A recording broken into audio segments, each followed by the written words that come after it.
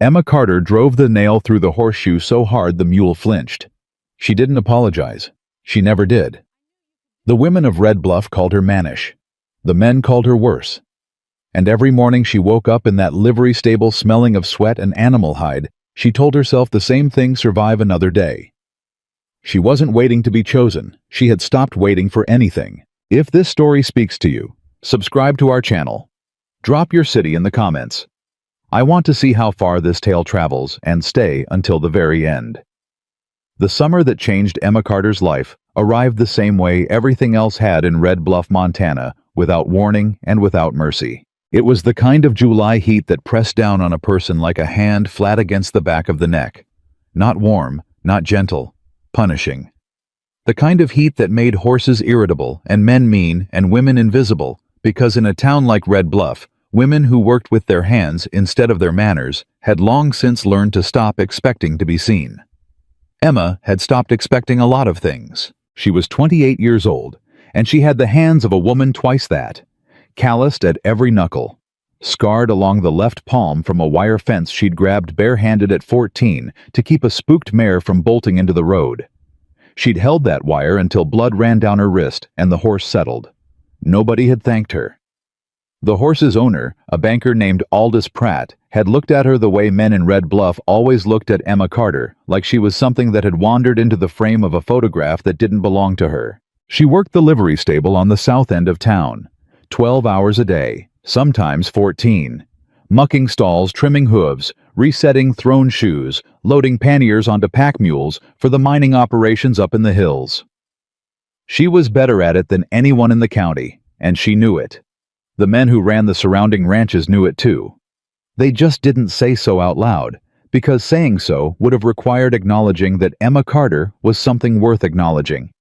And Red Bluff had made its decision about that a long time ago. She wasn't from money. She wasn't from a family that anyone in town respected. Her mother had died when Emma was 9. Her father had drunk himself hollow by the time she was 12 and spent the next 4 years making sure Emma understood in every way a man could make a child understand that she was a burden he hadn't chosen. When he finally fell from a wagon on a muddy road 3 miles outside of town, didn't get up. Emma had felt something she was still ashamed of. Relief. She'd been working the livery for 6 years after that. She'd learned everything she knew from watching, from doing, from getting kicked and thrown and knocked flat and getting back up because there was no one around to help her, and the horses still needed feeding regardless. She didn't hate Red Bluff. She'd just learned to expect nothing from it. Caleb Morgan came down from the mountain on the 3rd Tuesday of July. He didn't come down often. 4 times a year, maybe 5. Just long enough to buy what he needed, mule feed, gun oil, salt, sometimes rope, and get back to the tree line before the town had time to remember he existed. He'd been running traps on the upper slopes of the Bitterroot Range for going on 7 years. Before that, he'd ranched. Before that, he'd had a wife. Before that, he'd been a different man. He was 34 years old, and he looked older in the eyes. Not in his body. His body was still the body of a man who worked hard in hard country, lean and weathered, and capable of carrying more than any 2 men in Red Bluff put together. But his eyes had the quiet of someone who had already mourned the things most men hadn't even found yet. Her name had been Ruth. She'd been 26 when the fever took her 2 winters past. It had come on fast the way mountain illness always did, and by the time Caleb understood what was happening, there was nothing he could do except stay with her and be there at the end, which he was. He held her hand until it went cold. Then he walked outside, stood in the snow for a long time, and decided not to come down off the mountain again unless he had a reason that couldn't be argued with. He'd kept that decision for 2 years. He rode into Red Bluff that July morning on a bay gelding that had been his for 11 years, a horse so attuned to him they moved like one animal. He had a list in his shirt pocket. He meant to spend less than 3 hours in town. He did not expect anything to change. He heard the commotion before he reached the livery. Not a fight, not exactly. More like the particular sound a crowd makes when it has decided someone deserves what it's giving them. A low collective meanness. The kind of sound that had no sharp edges, but all the weight of stone. He tied his gelding at the post and walked toward it without hurrying, because Caleb Morgan had learned a long time ago that hurrying into other people's problems made them your problems, and he had enough of his own. There were 6 men gathered near the open doors of the livery stable. 4 of them he recognized by type if not by name, ranch hands, the kind who got louder in groups and quieter alone. The other 2 he knew, Aldous Pratt, the banker in his good coat despite the heat, and the man standing next to Pratt Dale Finch who ran the feed operation on the north side of town, and who had, by all accounts, Caleb had ever encountered the particular cruelty of a man who had never been told no by anyone who mattered to him. They were looking at something inside the stable. Caleb looked too. Emma Carter was standing in the middle of the livery with a hoof pick in one hand and a mule's foreleg braced between her knees. She was working. She hadn't stopped working. And the men were talking at her the way some people talk at weather, like it doesn't hear you, but you need to say it anyway. "You know this mule is only worth half what you charged me," Finch was saying. "I want the difference back." Emma didn't look up. "The mule is sound. I reset that shoe 2 weeks ago and it's been sound since. You want a refund? Talk to the man who rode it hard over shale." A couple of the ranch hands snickered. Finch's jaw tightened. "I'm talking to you, girl." "I noticed." She set the hoof down, straightened, and looked at him with the particular flatness of a person who has long since burned through all their available fear of a specific thing. "The answer's the same either way. You got no business running this stable," Pratt said. His voice was smooth. That was what Caleb had always disliked about Pratt, the smoothness of him. Men with rough edges were at least honest about their sharpness. "Town's been saying it for years. Woman can't manage animals the way a man can. It's just nature." "That mule disagrees," Emma said, "and so does every rancher who's brought me their problem horses for the last 6 years." "Every rancher who couldn't afford better," Finch said. She turned back to the next hoof. "Then go find better." Finch stepped forward. It wasn't a large step, but it was a particular kind of step, the kind a man takes when he wants the person he's talking to understand that he's capable of making this physical if he decides to. Caleb walked through the crowd. He didn't push anyone. He didn't raise his voice. He just moved through them the way a man moves through brush with the expectation that it's going to part, and the crowd parted because there was something in the way Caleb Morgan occupied space that made it clear he wasn't performing anything. He stopped between Finch and Emma. "Morning," he said, not to Finch, not to Pratt, to Emma. She blinked, looked at him. She hadn't heard him come in. He turned to Finch then, looked at him the way a man looks at a problem he's deciding whether or not to engage with. "You got business with this woman." "I got business with this stable," Finch said. "Which is my business, not yours." "The stable's her business," Caleb said. "Which makes it a little bit mine, since I need her to do something for me, and she can't do it if she's standing here talking to you." Finch stared at him. Pratt stared at him. The ranch hands shuffled. Caleb waited. He had infinite patience for this particular kind of standoff, because he understood that men like Finch calculated everything by the expected response. They pushed because they expected flinching. They talked loud because they expected quiet. The one thing they never knew what to do with was someone who simply didn't move. Finch moved. He took half a step back, recalibrated, glanced at Pratt. Then he straightened his coat and looked at Emma over Caleb's shoulder. "We'll finish this later." "We already finished it," Emma said. Answer was no. Finch left. Pratt followed and the ranch hands after him. The stable went quiet except for the animals. Emma looked at Caleb for a long moment. She didn't say thank you. He didn't expect it. "What do you need?" she said. 3 mules. Pack ready. I need them able to carry weight at altitude above 8,000 feet. I'm heading back up into the Bitterroots." She set her hoofpick down on the rail and walked toward the far stalls without another word. He followed. She moved through the stable the way people move through places they know better than their own heartbeat. She checked each animal with her hands before her eyes running her palms along flanks, pressing at haunches, lifting feet, checking eyes. She didn't narrate what she was doing. She just did it.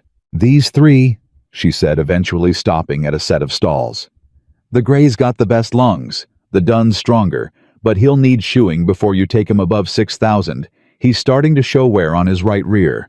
The black mule's the one you want for difficult terrain. She's stubborn, but she plants." Caleb looked at the mules, then at Emma.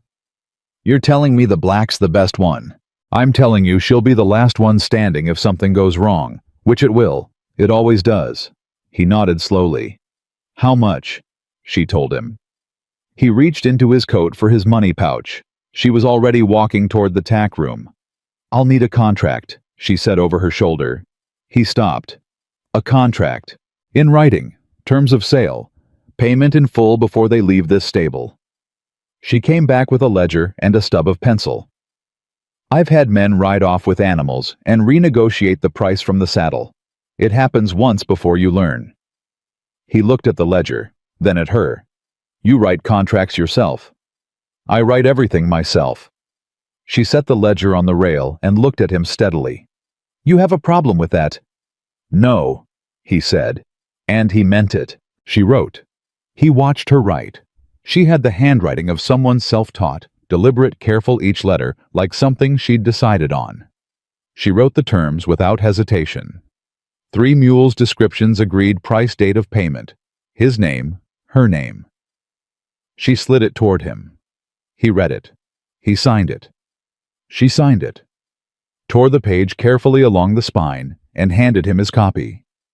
"Give me an hour with the Dunn's shoe," she said. He sat down on a hay bale and waited. "Bah!" She worked the Dunn's shoe without speaking to him. He didn't try to fill the silence. That was the thing about working alone for 7 years. You stopped being afraid of quiet. You stopped needing to pad it with noise. He watched her work. She was not a small woman. She was built the way people get built, when their life requires actual physical labor, solid through the shoulders, strong in the back, capable looking, in a way that had nothing to do with how people usually looked in Red Bluff. The town women he'd passed on the street today were corseted and careful. Emma Carter was neither. He found himself thinking, almost against his will, that she didn't look like anyone he'd seen in a long time. He pushed the thought away. He had come down for mules. He had mules. That was enough. But then she set down the Dunn's foot and straightened, and without looking at him, she said, "You're Caleb Morgan." It wasn't a question. "I am." "I heard about your wife." She picked up the next tool without looking up. "I'm sorry." He hadn't expected that. Most people in Red Bluff either didn't bring Ruth up at all, or brought her up with the particular discomfort of people who aren't sure what they're supposed to say. Emma said it the same way she did everything, directly, without ceremony. "Thank you," he said. "She came through here once. 3 years ago, maybe. She needed a mare reshod before she rode out to meet you." Emma glanced at him briefly.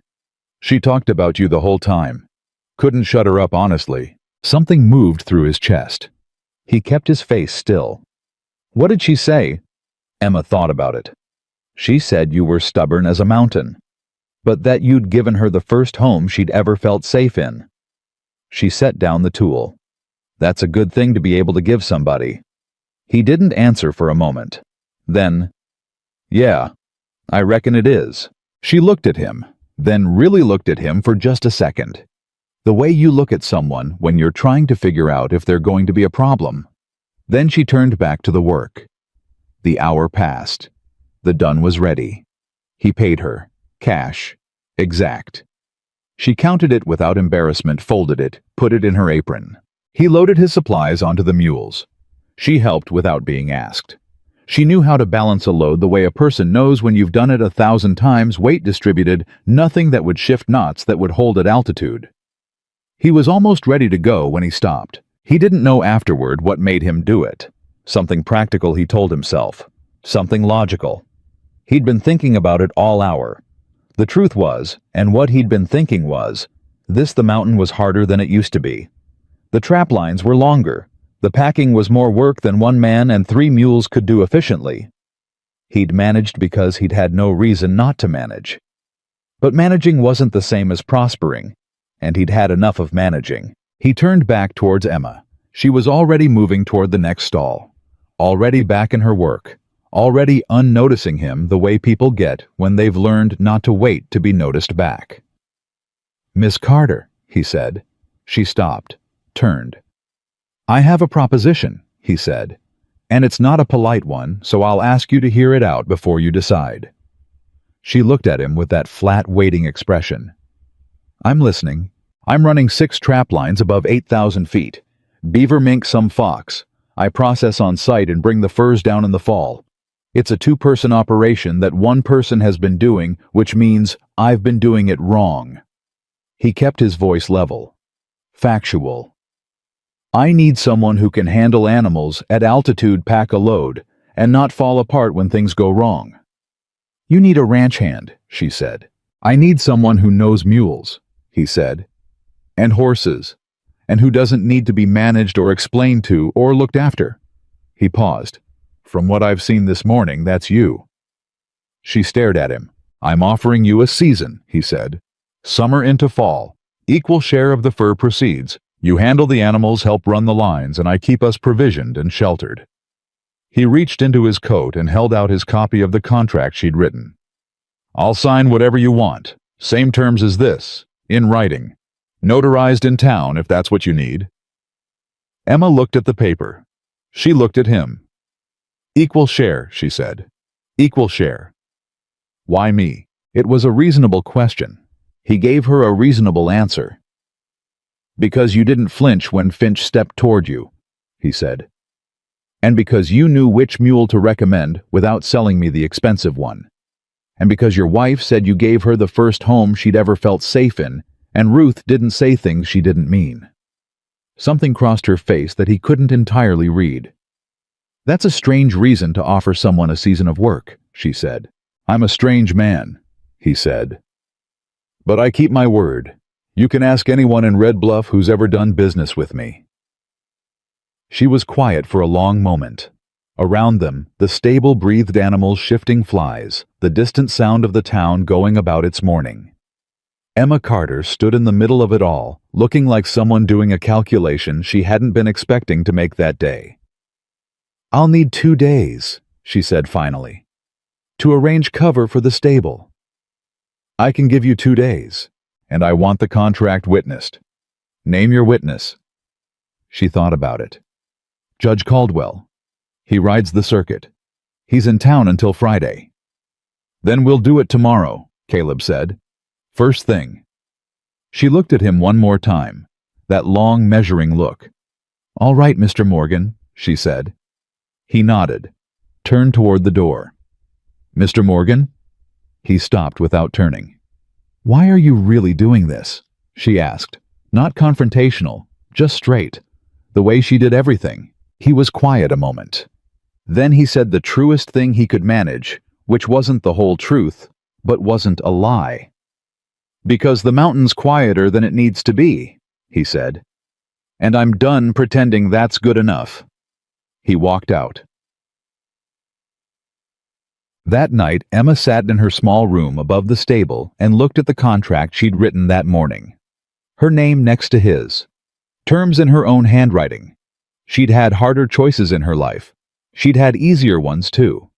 She thought about Finch, about Pratt, about 6 years of this town measuring her and finding her short. 6 years of being capable and being invisible at the same time, which was a particular kind of loneliness she'd never found words for. She thought about the way Caleb Morgan had walked through that crowd, not charging, not performing, just moving through it like it had already made up its mind to part, because he'd already made up his mind that it would. She thought about what he'd said. The mountain's quieter than it needs to be. She understood that.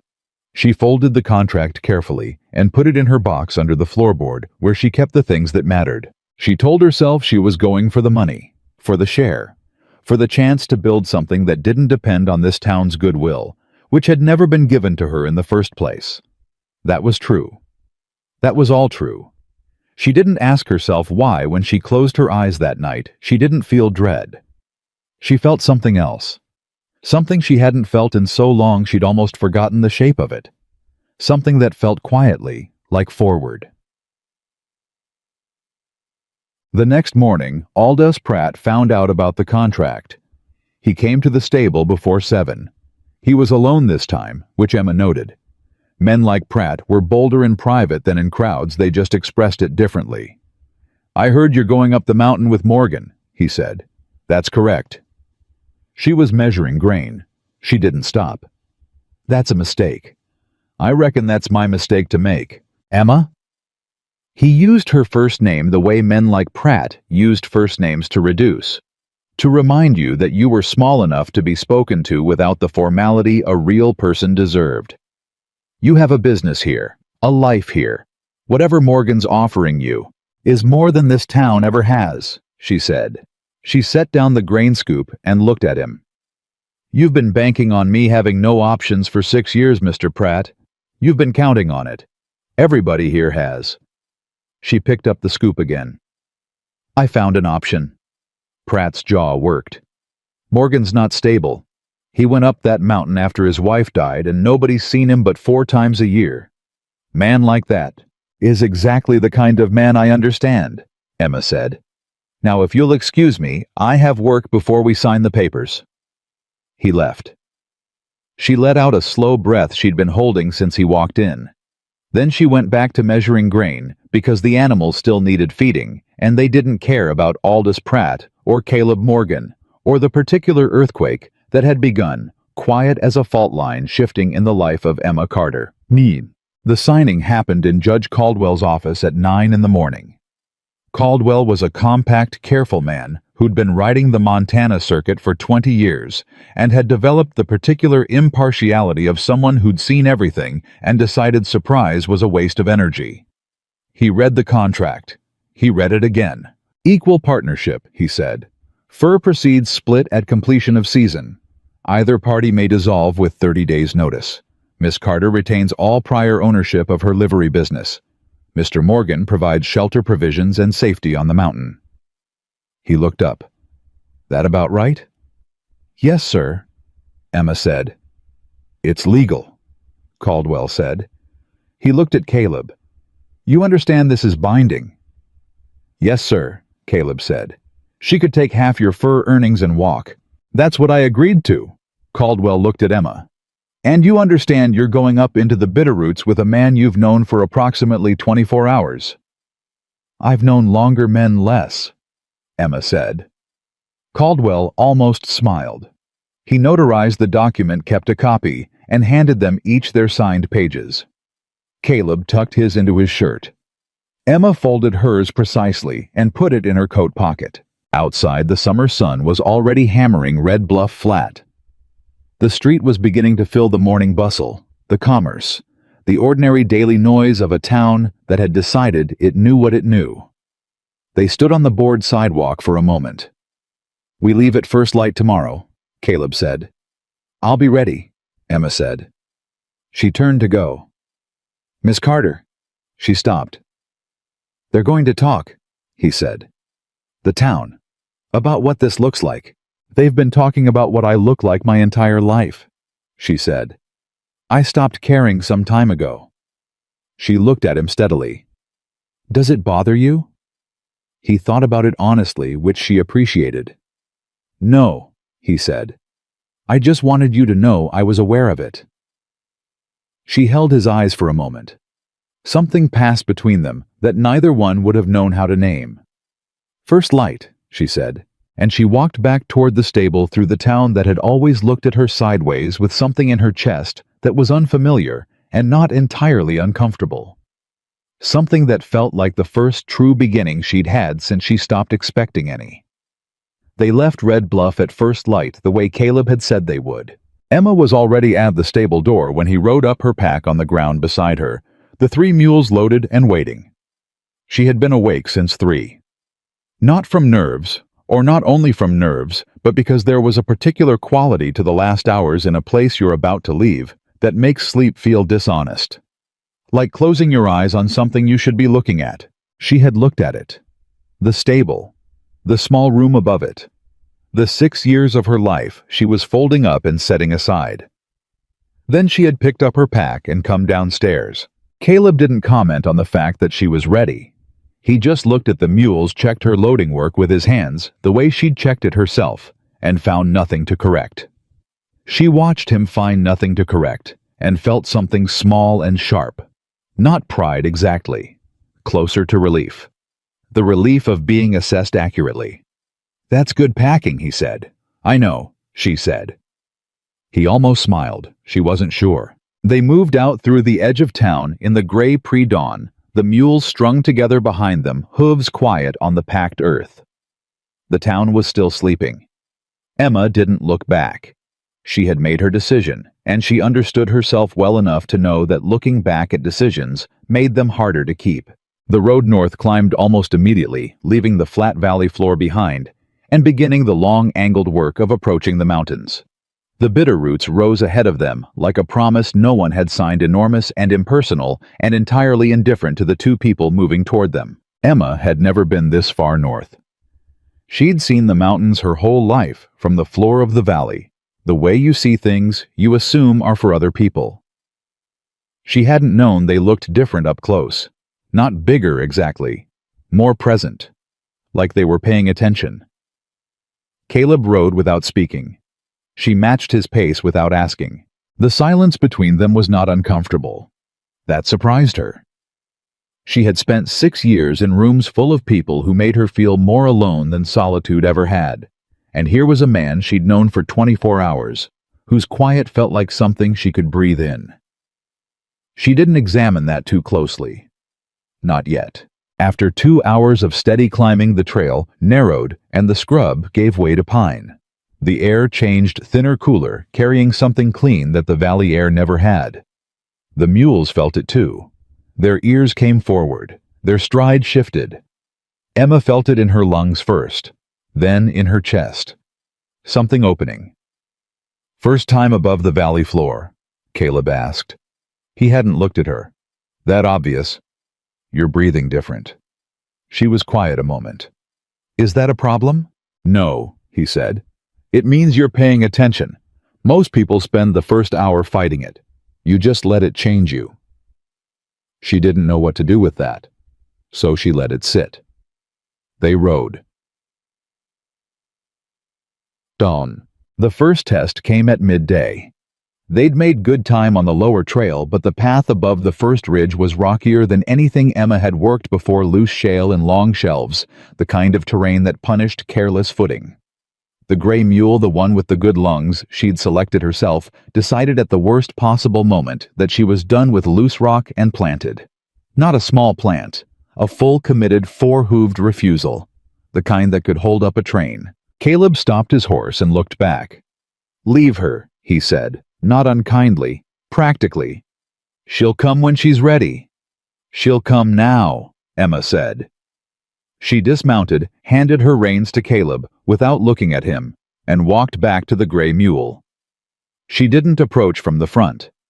She came up alongside, pressed her shoulder against the mule's shoulder, and put her mouth close to the animal's ear. Nobody heard what she said, but the gray mule moved, not instantly. There was a moment, a long, dignified moment, in which the mule appeared to be deciding whether what Emma had said warranted compliance. And then she stepped forward, deliberate and certain, as if she'd intended to all along. Caleb watched this. Emma collected her reins and remounted without comment.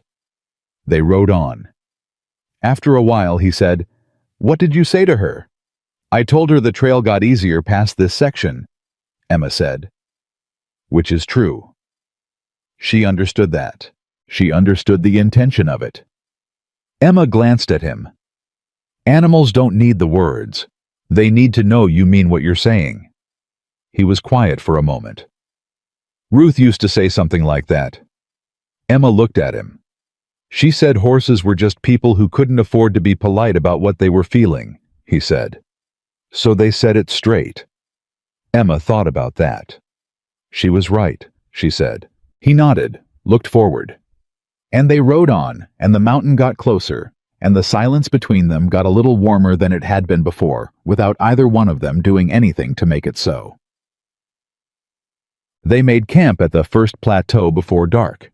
Caleb had done this before many times, and Emma watched how he set the order of things. Animals first. Always animals first. Food, water, hobbling, checking for soreness or injury from the day's climb. He worked through it fast and efficient, and she worked beside him matching his pace, and they had the mules settled in less than 30 minutes. She was impressed, though she didn't say so. Efficiency like that wasn't taught. It was built slowly through years of understanding that animals left to discomfort overnight cost you twice the time in the morning. He started a fire. She unpacked provisions. They ate without ceremony, dried meat hardtack, a tin of beans he heated over the flame. It wasn't comfortable food. It was fuel. She ate all of it. "You eat like someone who knows they need it," he observed. "I've gone without," she said. "I don't make that mistake anymore." He looked at her across the fire. "When?" "After my father died." She kept her voice even. "I was 16. The stable owner who hired me paid me in credit for a year before he paid me in cash, which meant I ate when there was something to eat and didn't when there wasn't." She looked at the fire. "You learn fast." He was quiet for a moment. "I'm sorry. Don't be. It taught me what I needed to know." She glanced at him. "You grow up with money." "Some. Not much. My father ran cattle in Wyoming. Enough to be comfortable. Not enough to be easy." He turned the tin in his hands. "I left at 17. Wanted to find my own place." "Did you—" He looked up at the mountain they'd been climbing all day. "Yeah," he said. "I did." She followed his eyes. The mountain in the last light was something she didn't have words for. She wasn't going to try. "Do you miss it?" she asked. "Before. The way things were." He was quiet long enough that she thought he wasn't going to answer. Then, "I miss her. I don't miss who I was when I was afraid of losing her." He set down the tin. "When she was alive, I was always calculating disaster, always trying to stay ahead of the thing that would take her. Then it took her anyway, and I understood that all that calculating was just fear dressed up as planning." Emma looked at him. "I'm not afraid of much anymore," he said. "That's not as good a thing as it sounds." "Why not?" "Because fear keeps you connected," he said. "To things, to people. Without it you can do anything, but you stop caring about whether any of it matters." She was very still. "Does it?" she asked quietly. "Matter the mountain, the furs, any of it." He looked at her directly. "Ask me at the end of the season," he said. She held his eyes. "All right," she said. The fire burned between them, and the mountain held its breath, and neither one of them said anything else, and it was enough. The second test came on day 3. They'd made good progress. The upper camp was another full day's ride, but Caleb had a secondary line he wanted to check on the way a string of traps set 2 months ago along a creek drainage he called the Narrows. Emma came with him while the mules rested, the two of them moving on foot through the pines. The Narrows was aptly named. The trail, if it could be called that, ran along a creek between 2 rock walls close enough to touch on both sides, the creek itself running fast and cold over smooth stone. She moved through it behind him, without complaint. Her boots were good. Her footing was steady. They were checking the third trap when they heard the horse. Not Caleb's gelding, that horse was back at camp. This was something else. A horse moving fast in the timber above them, and fast in rough country, meant something wrong. Caleb had his rifle off his shoulder before Emma had processed what she was hearing.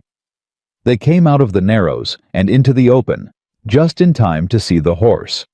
A big chestnut, eyes wide and white-rimmed bridle gone moving at a panicked run across the slope above them, and behind the horse scrambling down through the rocks, a man. He wasn't moving well. He was favoring one side, and his shirt was dark at the shoulder. He went down on one knee, got up, went down again. Caleb moved. Emma moved faster. She didn't think it through. That was the thing about emergencies. The thinking happened after. Her body just went up the slope toward the falling man because a falling person needed to be stopped before they fell further, and she was closer. She reached him on the third fall. He wasn't old 30, maybe 35, with a beard going gray at the edges and a wound that was worse than the shirt made it look. He tried to get up when she reached him, and she put her hand flat on his chest. "Stop." she said. "You stop right now." He stopped. "Where are you hurt?" she said. "Shoulder," he managed. "Horse threw me. Rocks." He looked past her toward where the chestnut had gone. "My horse." "The horse is fine," she said with more certainty than she had. "You're not. Hold still." Caleb was there then, and he moved around to the man's other side, and they got him down to a sitting position, and Emma looked at the shoulder with the calm assessment of someone who had set bones and sewn flesh before on animals, if not on men, and understood the architecture of damage. "It's not bleeding through," she said to Caleb. "The rock cut him, but it didn't go deep. He's more shaken than hurt." "I'm Harlan Greer," the man said. He was working to pull himself together. She could see it, embarrassed by needing help the way men always were. "I run traps on the east drainage. My camp's 4 miles out." Caleb looked at him steadily. "Caleb Morgan. You know my lines?" "I know of them." Greer looked between them. "Didn't expect to run into anyone up here." "Neither did we," Emma said. She'd torn a strip from the hem of her work shirt without drama and was pressing it to the cut on his shoulder. "Hold that. Keep pressure on it." He held it. He looked at her. "You're not his wife," he said. Not rudely, just observational. "No," Emma said. "I'm his partner." Something about the word surprised her even as she said it. Not the content that was accurate, the contract said so, but the ease of it. The way it came out without hesitation or apology. Greer looked at Caleb. "You're running this operation with a woman."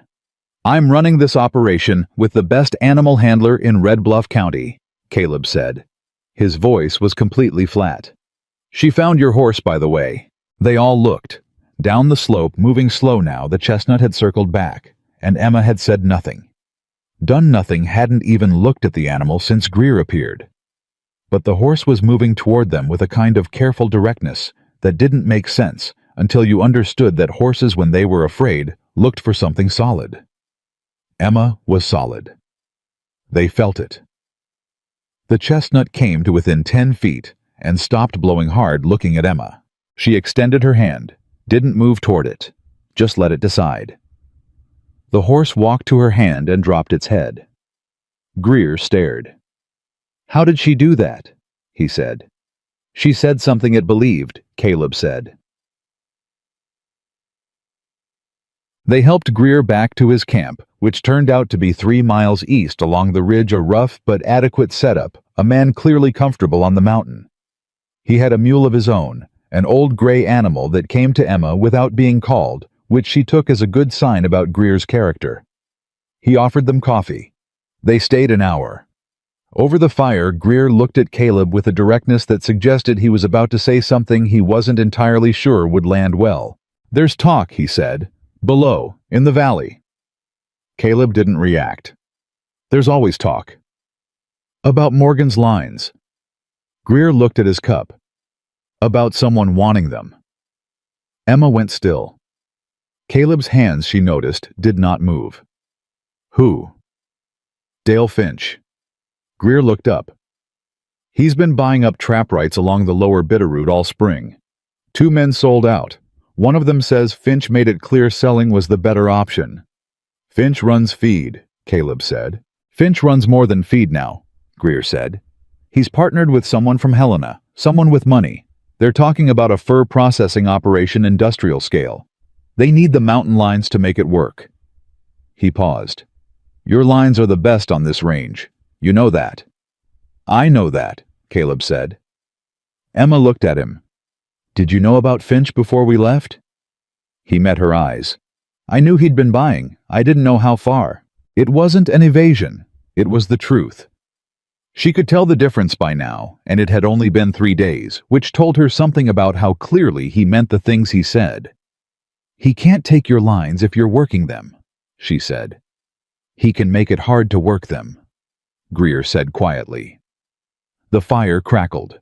Above them, the mountain made none of its own comments. "What kind of hard?" Emma asked. Greer looked at his shoulder. "The kind that looks like accidents," he said. "My horse didn't throw me because of rough ground. She was spooked. And the thing that spooked her came from the wrong direction for it to be natural. He looked at Caleb. I think someone's been through my camp. The silence that followed had weight. Emma looked at Caleb. She was doing the math, the kind of math you did when you understood that the situation you'd stepped into had dimensions you hadn't been shown before you signed. She wasn't angry. She was calculating. You should have told me this before we left town, she said. I didn't know this part, he said. I knew Finch was buying. I didn't know he was willing to push it this far. Does it change anything for you? She asked. Direct, straight, the way she did everything. He looked at her steadily. Does it change anything for you? She held his eyes. No, she said. Something moved through his expression too fast to name. Good, he said. Bye, Dad. They left Greer at his camp and made their way back along the ridge in the last of the afternoon light. Emma walked beside Caleb instead of behind him because the trail was wide enough and she needed to think, and she thought better when she was moving. Tell me the rest of it, she said. The rest of what? Whatever else you know that you didn't tell me before we signed. He was quiet for a count of 5. The line on the north slope, the longest one, runs through a section that Finch has been claiming is disputed territory. He filed paperwork in Helena 2 years ago. Nothing's come of it, but the filing exists. He kept his eyes on the trail. If he pushes the legal angle, it could slow things down. Slow things down or stop things? Slow, he said. I've got the original survey. My claim predates his filing by 4 years. But legal takes time. And in the meantime, we work, he said. We prove continuous occupation. We produce. We make the claim so established that any judge who looks at it sees exactly what it is. He glanced at her. Which is mine? Emma thought about this. Finch was in the stable that morning, she said. When you walked in. I noticed. He was there about the mule, he said, but he knew I was the one selling you the animals you needed. She worked through it out loud the way she would work through a problem with a horse, speak it into order. If he knew you were coming for mules, he knew you were heading back up. He was there to see who he was dealing with. Caleb looked at her, and when you signed me on, she said, he understood that the operation got harder to pressure, because now it's not one man alone on a mountain. It's a documented legal partnership with a notarized contract and a witness in Judge Caldwell. Yes, Caleb said. That's why he came to the stable the next morning, she said. Not to talk me out of it, to understand what he was up against. Yes, Caleb said again. Emma stopped walking. He stopped too and looked back at her. You thought of all that, she said, before you made me the offer. He held her eyes. I thought of some of it. Did you offer me the job because you needed a partner or because you needed a legal anchor? The question was fair, and she meant it to be fair. She wasn't accusing him of anything. She was drawing the map. You couldn't navigate without a map. He didn't look away. Both, he said, but the order matters. He took one step back toward her. I needed a partner first. The legal consideration came second. And I didn't approach you because I calculated the advantage. I approached you because you were the right person. He paused. Those aren't the same thing. She looked at him for a long time. No, she said slowly. They're not. She started walking again. He fell into step beside her. After a while, she said, If Finch sends men up here, then we deal with it when they come, he said. And you're not worried. I'm prepared, he said. That's different from worried. He glanced at her. Are you worried? She thought about it honestly. I'm paying attention, she said. He almost smiled again. She was learning to recognize the shape of it, a slight change in the lines around his eyes, a fraction of a second, where his guard went somewhere else. That's all you ever need to do, he said. They reached the upper camp as the last light left the sky. The main camp was more than Emma had expected, a solid log structure low and tight against the hillside built to resist wind and weight, rather than for any kind of comfort, but capable of providing both if you knew what you were looking at. A small corral in the back. A cash box elevated above ground on iron posts. A fire ring with a permanent stone surround. Someone had built this with years in mind. She stood in the door of the cabin and looked at the interior. Small. Functional. 2 built-in bunks along the far wall. A stove. A work table. Shelves with tools and supplies that were organized the way a man organized things when he knew exactly where everything needed to be because his life might depend on locating it fast. "It's a good camp," she said. "It does what it needs to," he said. She turned around. He was bringing the last of the mule loads in from the corral, moving easy despite the long day, because people who lived at altitude moved differently. They spent less energy performing capability and more actually having it. "I'll take the top bunk," she said. He glanced at the bunks. "You sure top's colder?"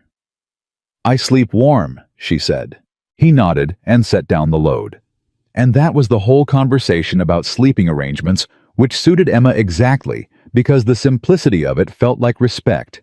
And she had not been respected in the ordinary practical ways for long enough that even the small version of it registered. She unpacked her things. He unpacked his. They cooked, they ate. The stove kept the small space warm enough.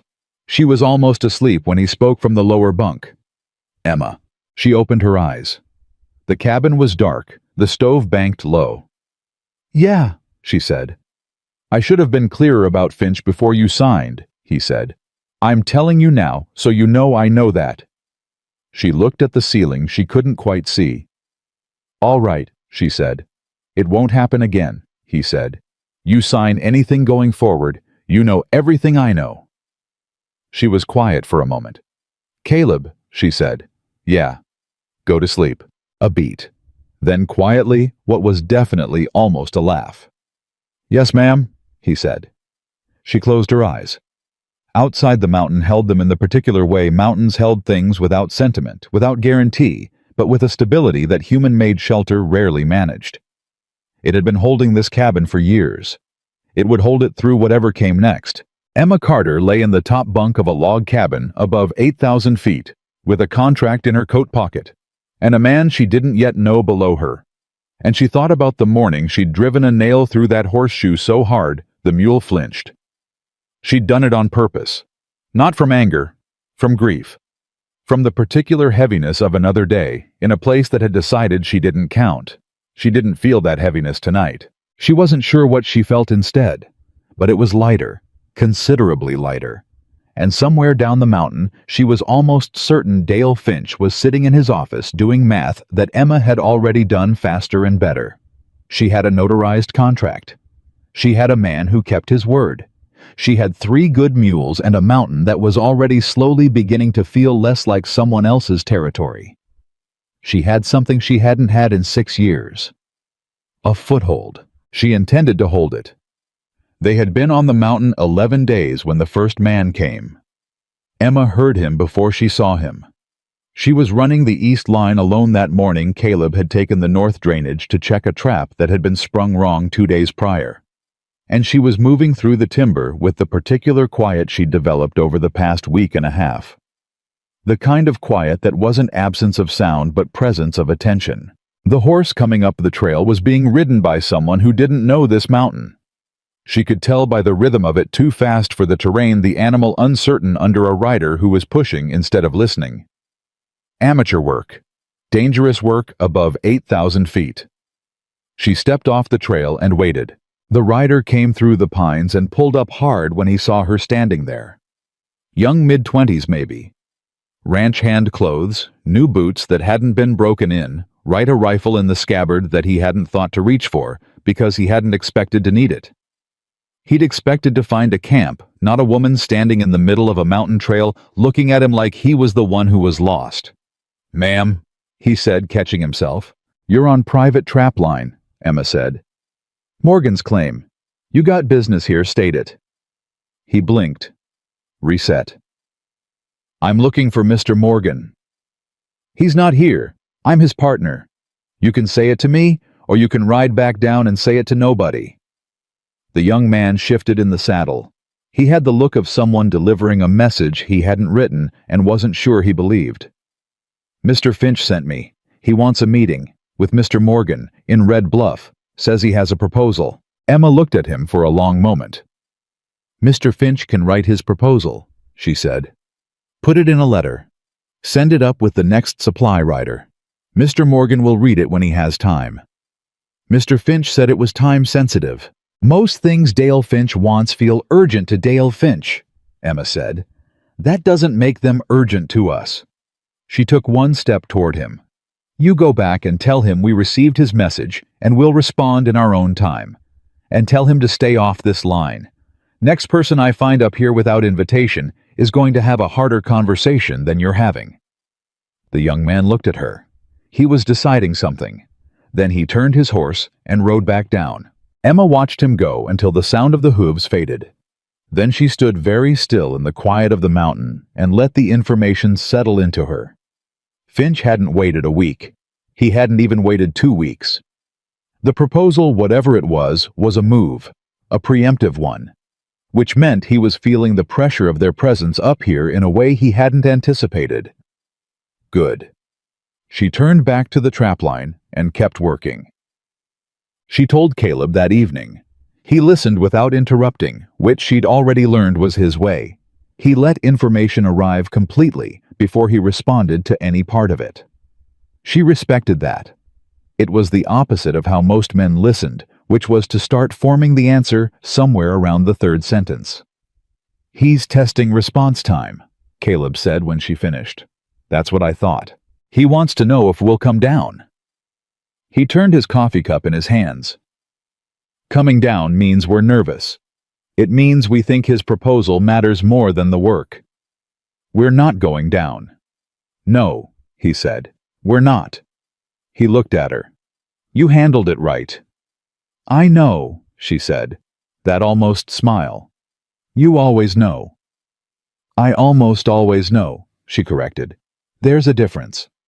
He looked at her across the stove, and something in his expression shifted a fraction barely visible, but she'd been watching him for 11 days, and she'd gotten good at the fractions. It was the look he got when she said something that landed somewhere real inside him, somewhere he wasn't expecting. He looked away first. "I'll write Greer tomorrow," he said.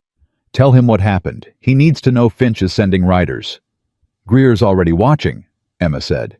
"He knows. Still worth telling him we saw it too." He stood moved to the stove. "How is the east line?" "2 mink, 1 beaver. The second set is still live. Something's been working around it without springing it. Clever animal." "Fox," he said. "There's a red fox that's been working that section for 2 years. I've never caught her." Emma looked at him. "You've been trying." "Not really." He refilled his cup. "I like that she's smarter than the trap." He sat back down. "Some things you respect more than you want." She looked at him for a moment. "That's an interesting thing for a trapper to say." "It's an honest thing," he said. She didn't push it, but she turned it over in her mind, the way she turned over things that seemed small and weren't. A man who ran a mountain trap line and respected the animal that refused to be caught.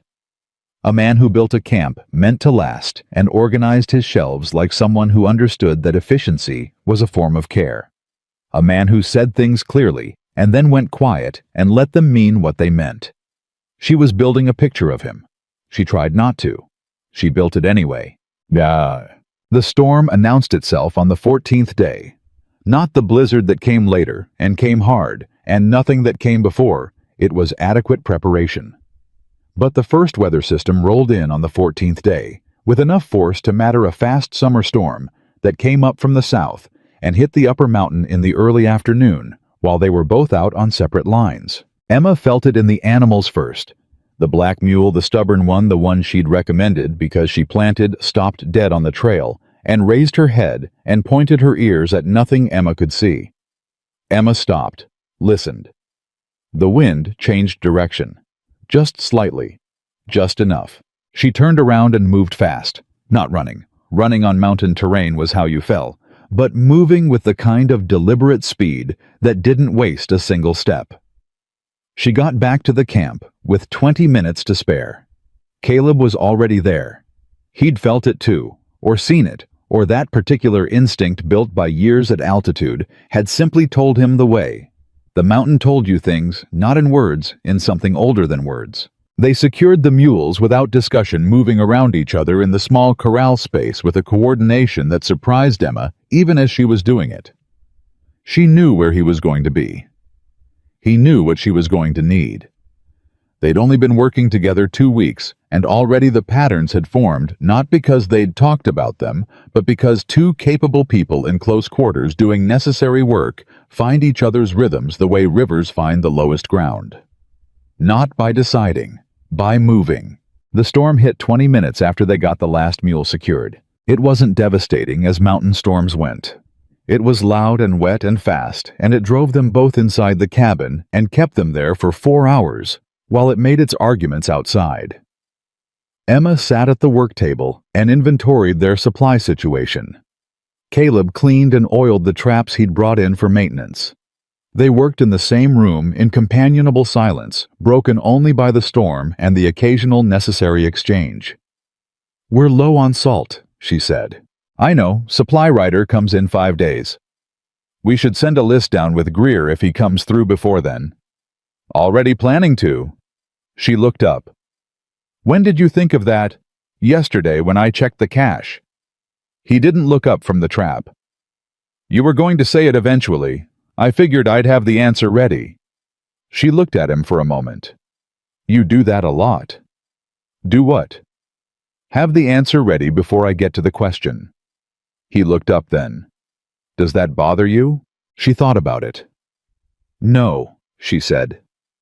"It would bother me if you were wrong." "Am I wrong?" "Not yet," she said, and went back to the inventory. The storm moved on before dark. They went out to check the mules. The black mule looked at Emma with what could only be described as reproach. "You knew that was coming, and you waited too long," the look said, and Emma pressed her forehead briefly against the animal's neck. "I know," she said quietly. "I know. We're fine." She felt Caleb watching her. She straightened. "She's going to be difficult tomorrow," she said matter of fact. "I know," he said. "So will the gray." "The gray will come around by mid-morning. The black holds grudges longer." "How do you know that?" "Same way I know anything about any of them," she said. "I paid attention." She moved past him toward the cabin. "There's a difference between an animal that's afraid and an animal that remembers. The black remembers. You have to respect what she's telling you even when it's inconvenient." He turned to follow her. "You talk about them like they're people." "They're not people," she said. "They're more honest than people. I talk about them like they deserve to be understood." She pushed open the cabin door. "Which they do."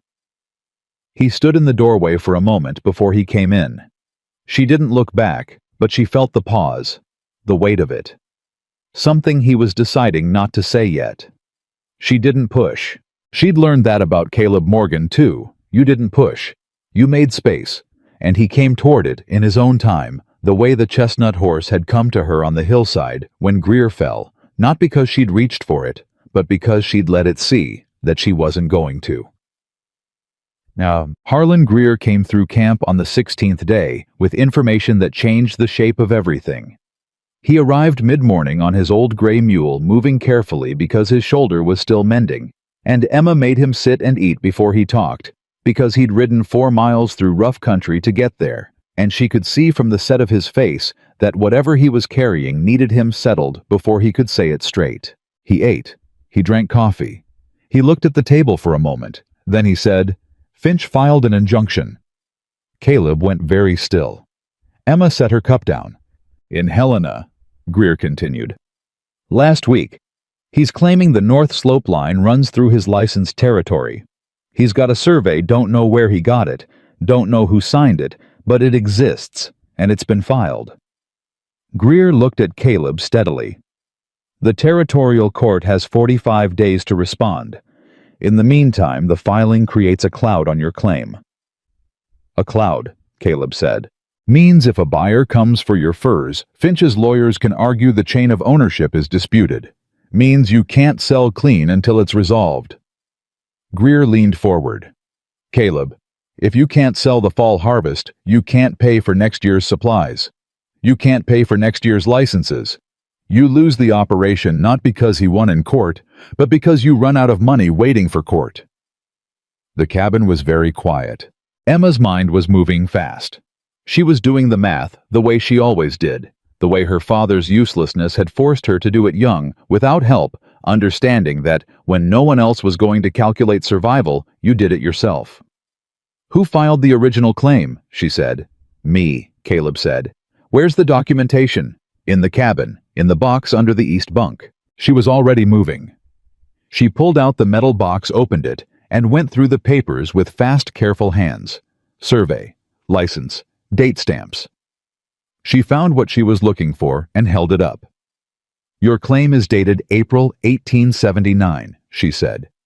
What date is on Finch's filing? Greer pulled a folded paper from his coat. A copy someone in Helena had given it to him, or he'd paid for it, she didn't ask. She took it and read. March 1881, she said. 2 years after yours, Caleb said. 2 years after yours, she confirmed. His survey can't supersede your original claim unless he can prove your claim was fraudulent or abandoned. She looked at Caleb. Has anyone been working this line continuously for the past 7 years? Yes, he said. You have records. Sale receipts. 4 years of fur broker receipts from the Helena market. License renewals every 2 years. He was watching her. They're in the box. She went back to the box, found them, spread them on the table in chronological order, oldest to newest. Continuous occupation, she said. Documented commercial use. Original survey, predating his claim by 2 years. She looked up. Any lawyer worth hiring in Helena can walk into that territorial court and have the injunction dismissed in 30 days. Greer looked at the papers, then at Caleb. That's if you can get to Helena, and if you can afford the lawyer. What's the cost? Emma asked.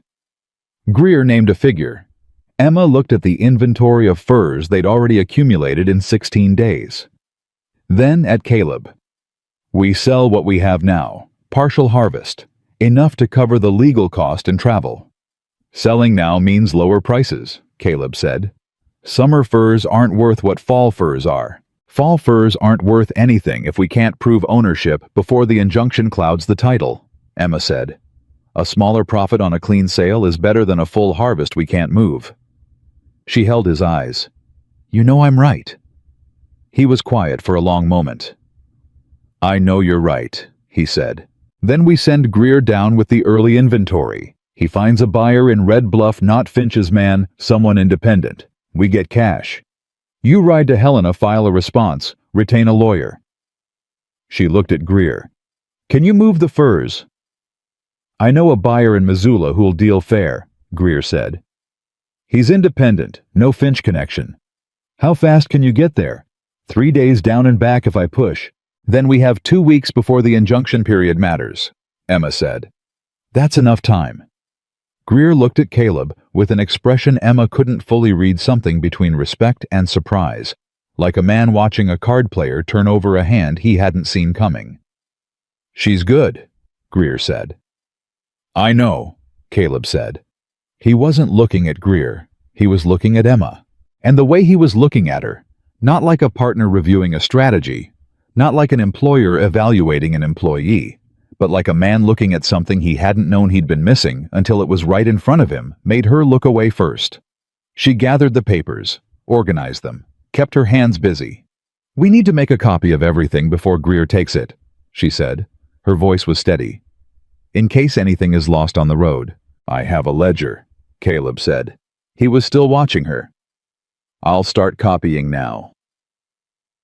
Greer left before noon. They spent the afternoon making copies, working at the same table close enough that their shoulders were occasionally within an inch of each other, and neither of them commented on it. Emma wrote. Caleb wrote. The stove burned low because neither of them stopped to add wood until Emma noticed the temperature dropping and stood up and added it herself, and when she sat back down, Caleb said without looking up from the page, Thank you. You would have noticed in 10 minutes, she said. Probably 8, he said. She looked at him sideways. Was that a joke? I'm capable of jokes, he said mildly. I wasn't sure, she said. I've been collecting evidence. That broke it. The almost smile became an actual one, brief and unguarded there, and gone in the span of a breath. But real. She'd seen it now, and it changed something. The way seeing a person laugh genuinely for the first time changes your understanding of everything they've shown you before. She looked back at her writing. Her hand was not entirely steady. She made it steady and kept going. The blizzard came on day 19. Not the summer storm from 3 days prior. This was something different. Wrong season, wrong speed, wrong everything.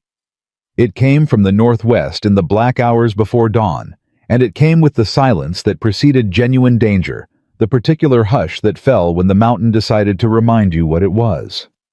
Emma woke to that silence. She was down from this top bunk before she fully understood why, moving on instinct, her body making the decision her sleeping mind hadn't yet processed.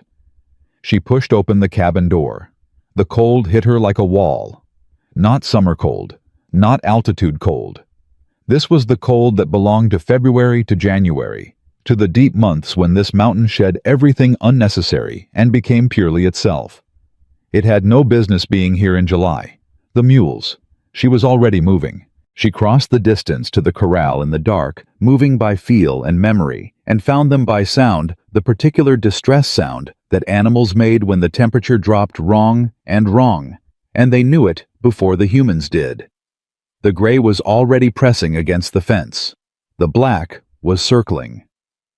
The dun was standing with his head low, which was worst of all. A mule with his head down in bad cold was a mule conserving what heat he had left. I'm here, she said, and her voice was completely steady because she needed them to hear steady. I'm here. I've got you. She went for the dun first. Got him moving, not far, just enough to break the conserving posture, enough to make his body work and generate heat. Then the gray. Then the black, who tried to bite her, and she let the attempt pass without reacting. Because a mule that was angry was a mule that was warm enough to be angry, which was better than the alternative. She was moving the third animal when the cabin door opened. Caleb came out carrying 2 blankets from the bunks and a lantern. He took in the situation in one look and went to the dun without being told.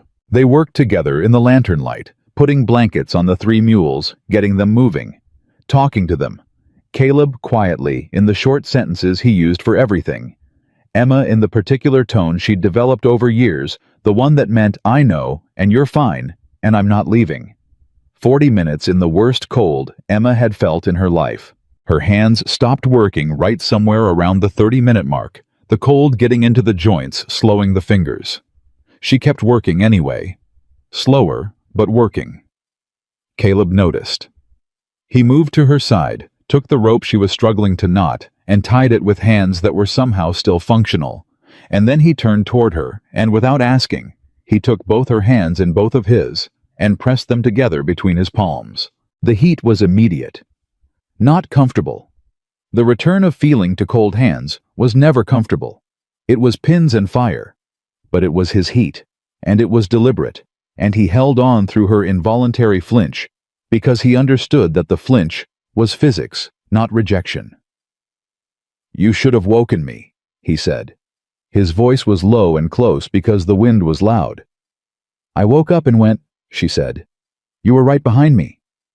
The dun would have gone down, he said. Not accusing, just fact. I know, she said. That's why I went. He was still holding her hands. She was aware of this with a specificity that had nothing to do with the cold.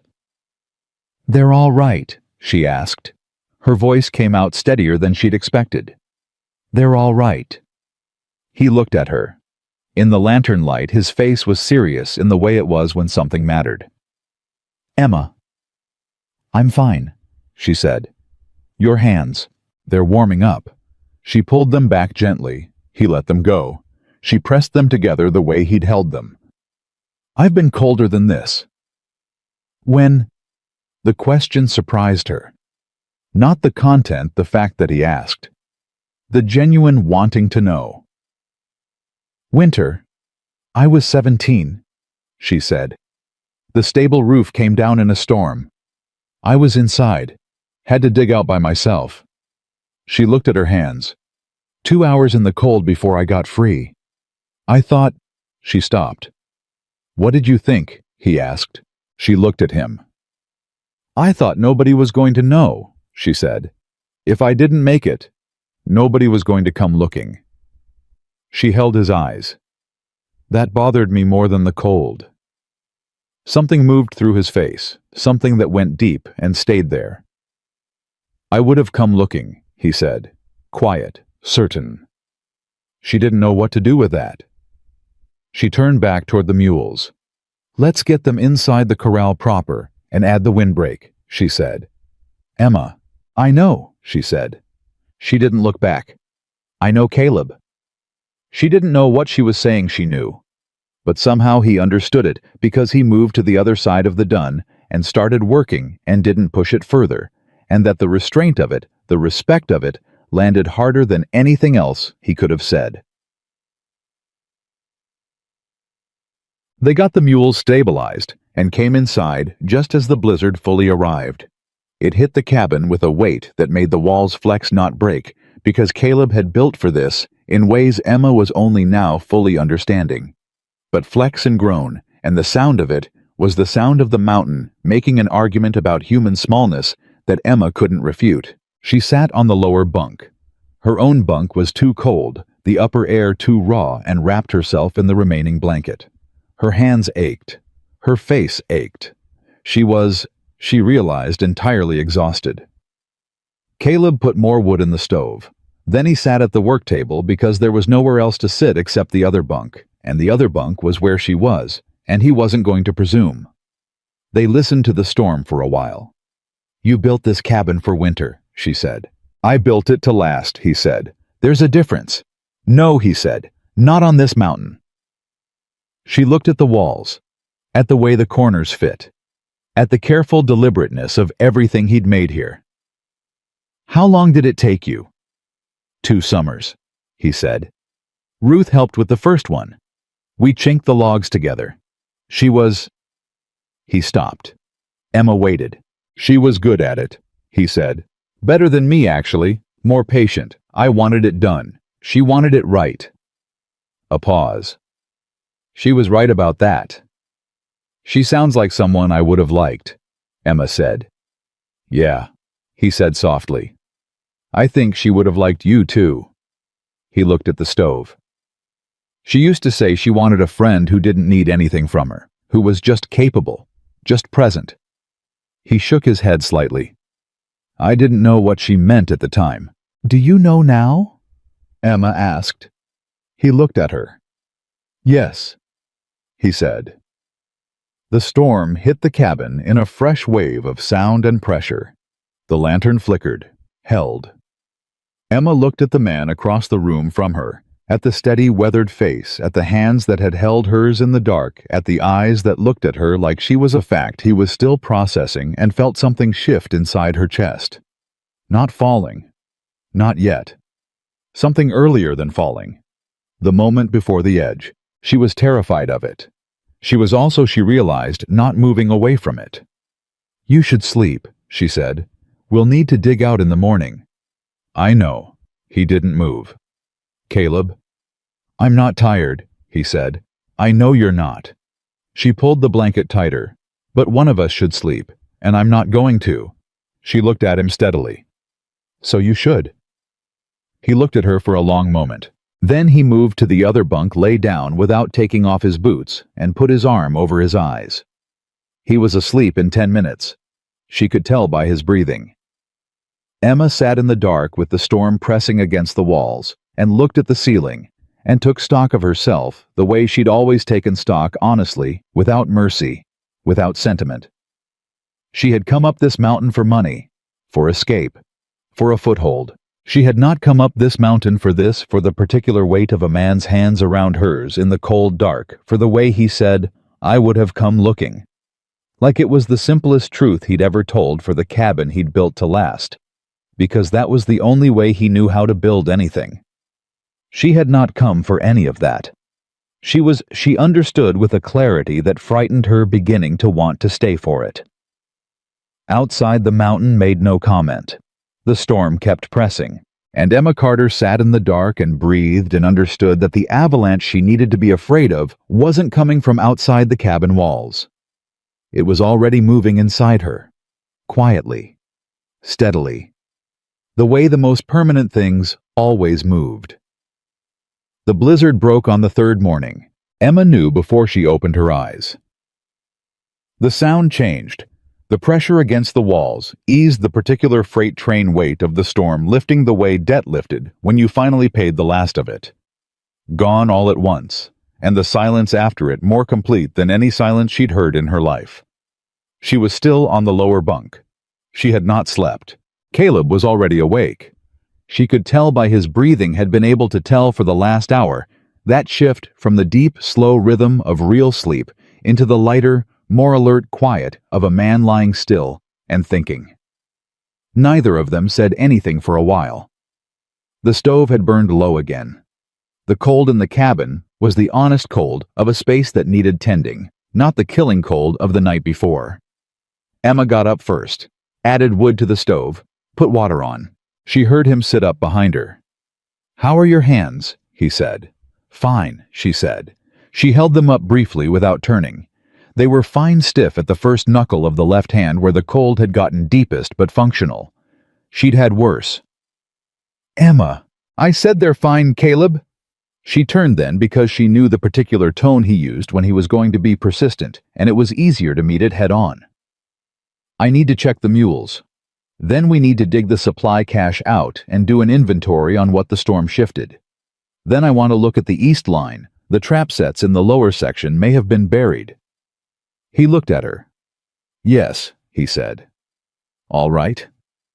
She went to check the mules. They were better than she'd feared. The blankets had held.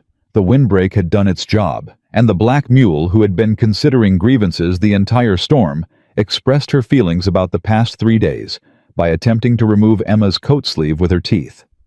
Emma held her ground, spoke to the animal in the flat, certain tone she used when she needed compliance without negotiation, and the mule subsided with the dignified expression of someone who had made their point. "All right," Emma said, pressing her forehead briefly against the animal's jaw. "I heard you." The mule exhaled, steam in the cold air, close enough to forgiveness. Caleb appeared at the corral fence. He'd brought feed, had seen what she was doing, and gone ahead with the next step, which was the thing about working with him that she kept noticing and kept trying not to notice. He didn't wait to be told what came next. He just knew. They worked through the morning in the particular harmony of two people who had stopped needing to coordinate verbally because the work itself had become the language. She moved left, he moved right. She started a task, he finished the adjacent one. It shouldn't have been as seamless as it was after 19 days, but it was. And she knew why, and she was still deciding what to do with knowing why. The first real trouble of the day arrived at mid-morning. She was working the east line alone. Caleb had gone north to assess storm damage on the upper sets, and she was moving through the deeper snow, carefully reading the signs, the way years of animal work had taught her to read signs. What had moved through here? What had avoided it? What the pattern of disturbance in the snow said about what the past 3 days had done to this section of the line. She found the first 2 traps buried and unsprung. Good. She marked them cleared and moved on.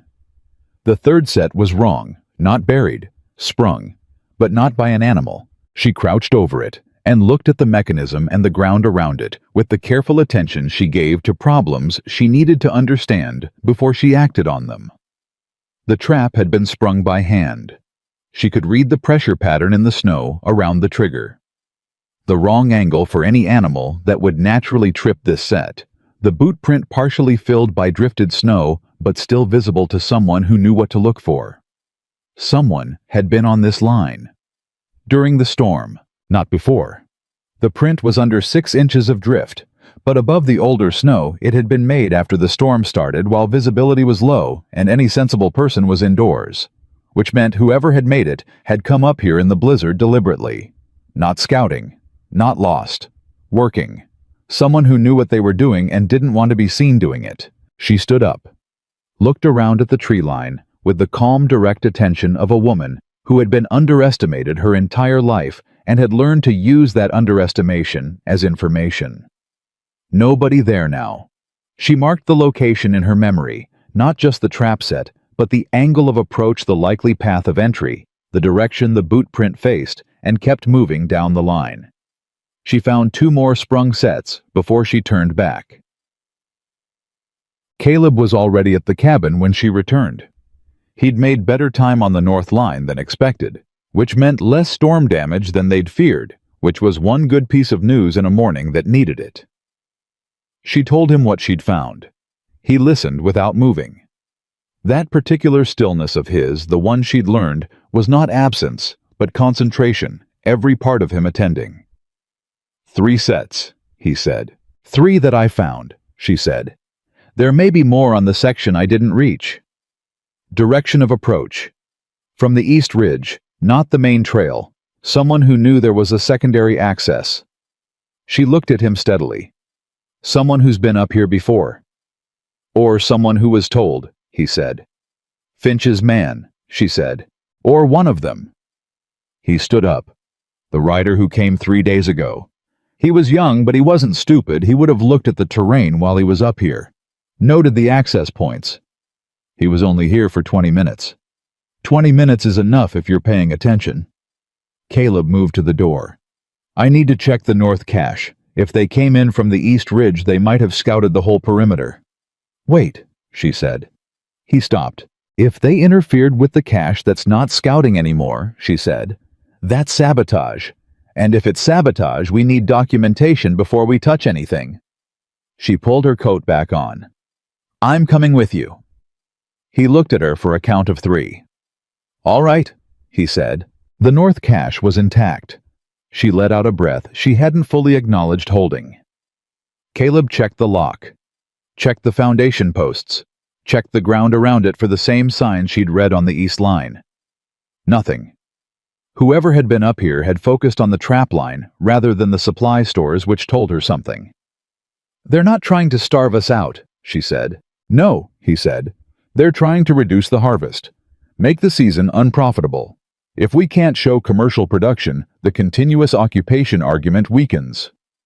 They're fighting the legal case through the trap line, she said. Smart, he said with a flatness that made clear he was not complimenting Finch. Emma turned it over in her mind. We need to document every sprung set. Date, location, evidence of interference. Written record. She looked at him. If this goes to the territorial court, we want to walk in with a sabotage claim alongside the ownership claim. That makes Finch a criminal, not just a litigant, Caleb said. It makes whoever he sent up here a criminal, she said, and whoever sent them responsible.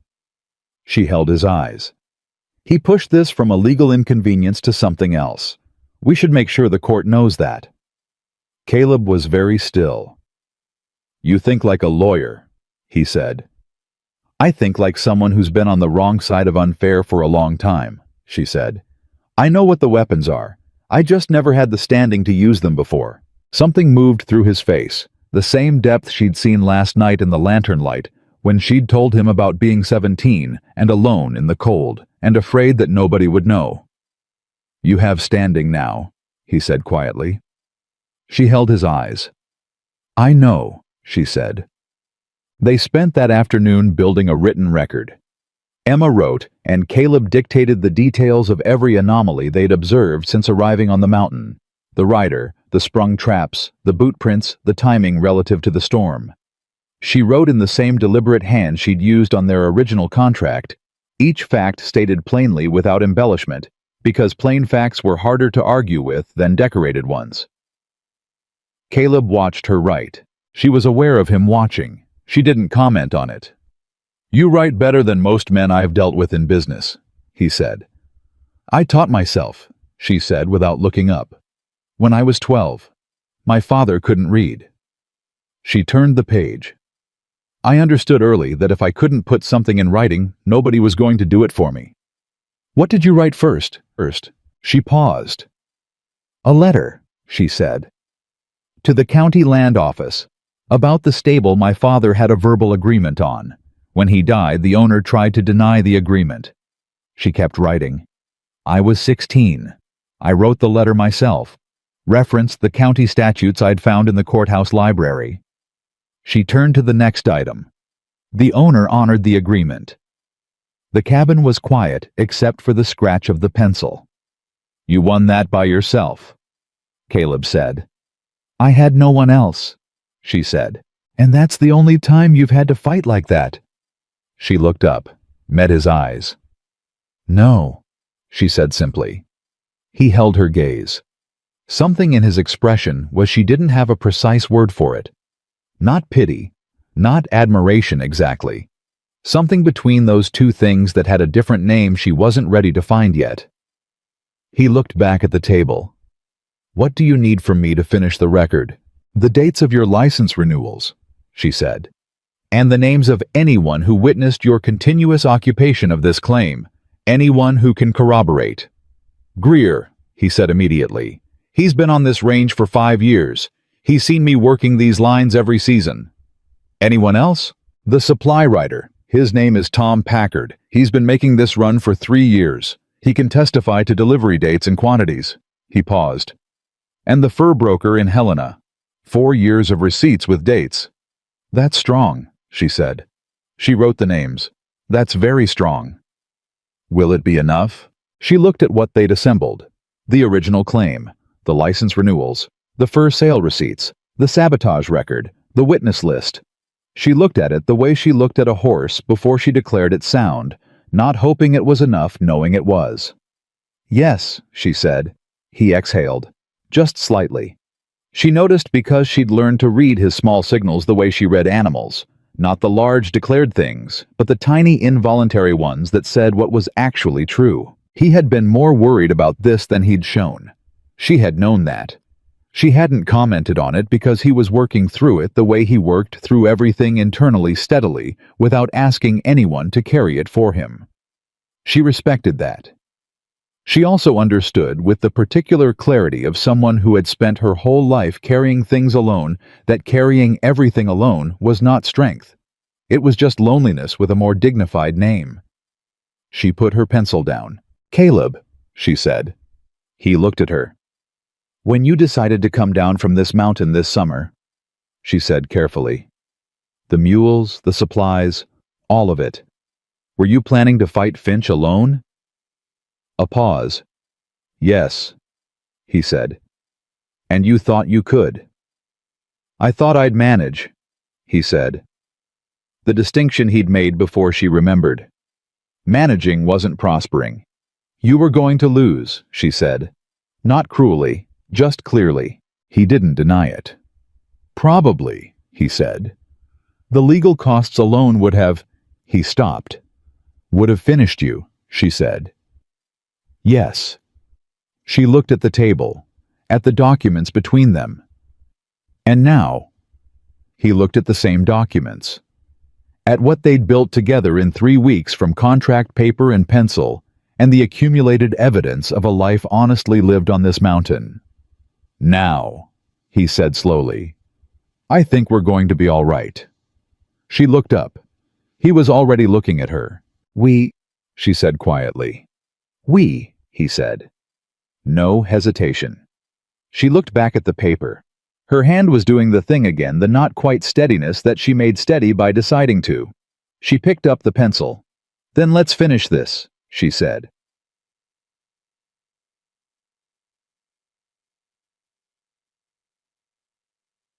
The twist came on day 23. Greer arrived at midday with his saddlebag and his careful face, and the look of a man who was carrying something he wished he wasn't. He had made it to Missoula. He had found the buyer. He had sold the early harvest at the reduced summer price, which was exactly what they'd planned, and the cash was in the saddlebag, which was good. And then he said, There's something else. Emma and Caleb both went still. The buyer in Missoula, Greer said. He knows the fur market, knows who's moving what and from where. He set his cup down. He told me that Finch has already pre-sold Morgan's fall harvest. Forward contract, signed 3 weeks ago. The room went completely silent. He can't pre-sell what he doesn't own, Emma said. He pre-sold what he intends to own, Greer said. There's a buyer in St. Louis. Large operation. They've put money down on the expectation that Finch will control these lines by October. His voice was careful and flat. If Finch wins the injunction, or if the case drags long enough that Morgan can't operate, the St. Louis buyer takes delivery of whatever Finch produces from these lines under his claimed title. Caleb stood up. He walked to the window and stood with his back to the room. Emma looked at Greer. He wasn't trying to buy Caleb out, she said. He was never going to offer enough to buy him out. He's been planning to force him out. The injunction was always phase 2. What was phase 1? Greer asked. Emma thought about it. Felt the shape of it click into place the way the pieces always clicked when you stopped reacting and started thinking. The writer who came up with the meeting request, she said. It wasn't a proposal. It was a timeline check. He wanted to know how much Caleb knew and how worried he was. She looked at Greer. If Caleb had come down for the meeting, Finch would have known he was nervous. He would have accelerated. But Caleb didn't come down, Greer said. Because Emma sent the rider back, Caleb said from the window. He turned. His face was the particular controlled stillness of a man who was furious and not performing it. If you'd let me go down. You would have walked into a room where he had all the information and you had none, Emma said. And you would have reacted honestly, because that's who you are. And he would have used that. She held his eyes. I didn't know all of this 3 weeks ago, but I knew that meeting was a trap. He looked at her for a long moment. You knew, he said. I suspected, she corrected. There's a difference. Greer looked between them. So what do we do now? Emma picked up the written record they'd completed 2 days ago. Set it in front of Greer. You're going to Helena, she said. Not just to respond to the injunction. You're going to file a counterclaim. Interference with lawful commercial operation. Documented sabotage of trap sets. And, she looked at Caleb. We need to know if pre-selling an asset you don't legally own constitutes fraud under territorial law. It does, Caleb said. Quiet. Certain. Emma looked at him. You know that. I know a man in Helena who does, he said. A lawyer. He handled Ruth's. He stopped, restarted. He handled some business for us before. He's good. He's honest. He looked at Greer. His name is William Cord. He's on Main Street in Helena. Tell him it's Morgan. He'll see you. Greer picked up the documents. This is going to cost. The money from the early harvest, Emma said. It covers legal costs and Cord's retainer. We calculated it. She looked at Caleb. He nodded. Greer stood, put on his coat. Looked at them both with the expression of a man who was glad he'd come up this mountain hurt and angry on a spooked horse 3 weeks ago. I'll ride tonight, he said. I'll be in Helena in 4 days. Be careful on the East Ridge, Emma said. Come down the main trail. He looked at her. Someone watching. Someone was, she said. Act like they still are. He nodded. Left. The cabin went quiet. Emma stood at the table with the remaining copies of their documents and listened to Greer's mule moving away from camp, the hoofbeats fading toward the trail, and then the mountain going back to its own business. She felt Caleb before she heard him move. The slight change in the air that meant he was close. Emma, he said. She turned. He was standing 3 feet from her. His expression was open, unguarded in a way she'd seen only twice before, once in the dark during the blizzard, and once in the moment on the slope when he'd held her hands. He had the look of a man who had decided to say something and wasn't going to take it back. I need to tell you something, he said. She waited. When I walked into the livery that morning, he said, I was down from the mountain because I needed supplies. That's true. But I'd been telling myself I needed to come down for 6 weeks and finding reasons not to. He held her eyes. I didn't know why I finally did. Until I saw you put that horseshoe nail through that hoof and not apologize for it. He paused. I think I came down because I was ready to stop managing. She was very still. And I hired you because you were right for the work, he continued. That's true. Every reason I gave you that morning was true, but it wasn't the whole truth. He looked at her with the directness that was she'd understood for a long time now, not distance, but its opposite, a man so unwilling to be dishonest that he'd rather give you silence than pretend. The whole truth is that I looked at you, and I thought that's someone I don't have to be afraid for. Her throat tightened. Why would you be afraid for someone you just met? She said. Her voice was steady. She was making it steady. I was afraid for Ruth every day, he said. From the first day I loved her to the last day I had her. I was always calculating what I'd lose. His jaw tightened briefly. And I still lost her. And all that calculating was just fear I dressed up as love. He looked at her. When I saw you, I didn't feel that. I felt something else. What? She asked. Safe, he said simply. She felt the word land in her chest, like something physical. Caleb, she said. I'm not asking you for anything, he said quickly, cleanly. I know what the contract says. I know what the season is. This isn't a renegotiation. His voice was low. I just needed you to know that what's happened up here, what you've built with me, it's not nothing.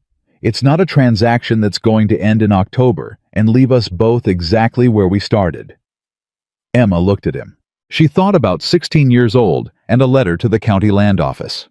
About 6 years in a town that had decided her worth before she could argue it.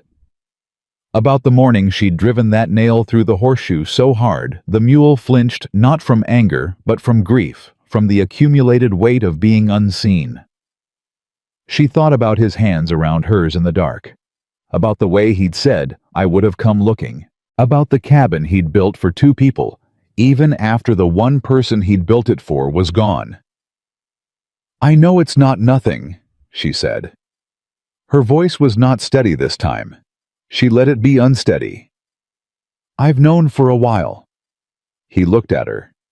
Then why? He started. Because I don't know what I'm worth yet. She said. Not here, not really. I know what I can do. I know how I work. But worth is different from usefulness. And I've been useful my whole life, and I've never once been... She stopped, restarted. I need to know that what I feel up here is real, and not just relief. Not just someone finally seeing me and me mistaking that for something more. He was quiet for a long moment. That's a fair thing to need to know, he said. I'm not saying no, she said quickly, and she felt her face do something she couldn't entirely control. I'm saying give me the rest of the season. He looked at her steadily. Emma Carter, he said, I have been waiting for you my whole life without knowing what I was waiting for. He said it the same way he said everything plainly without performance.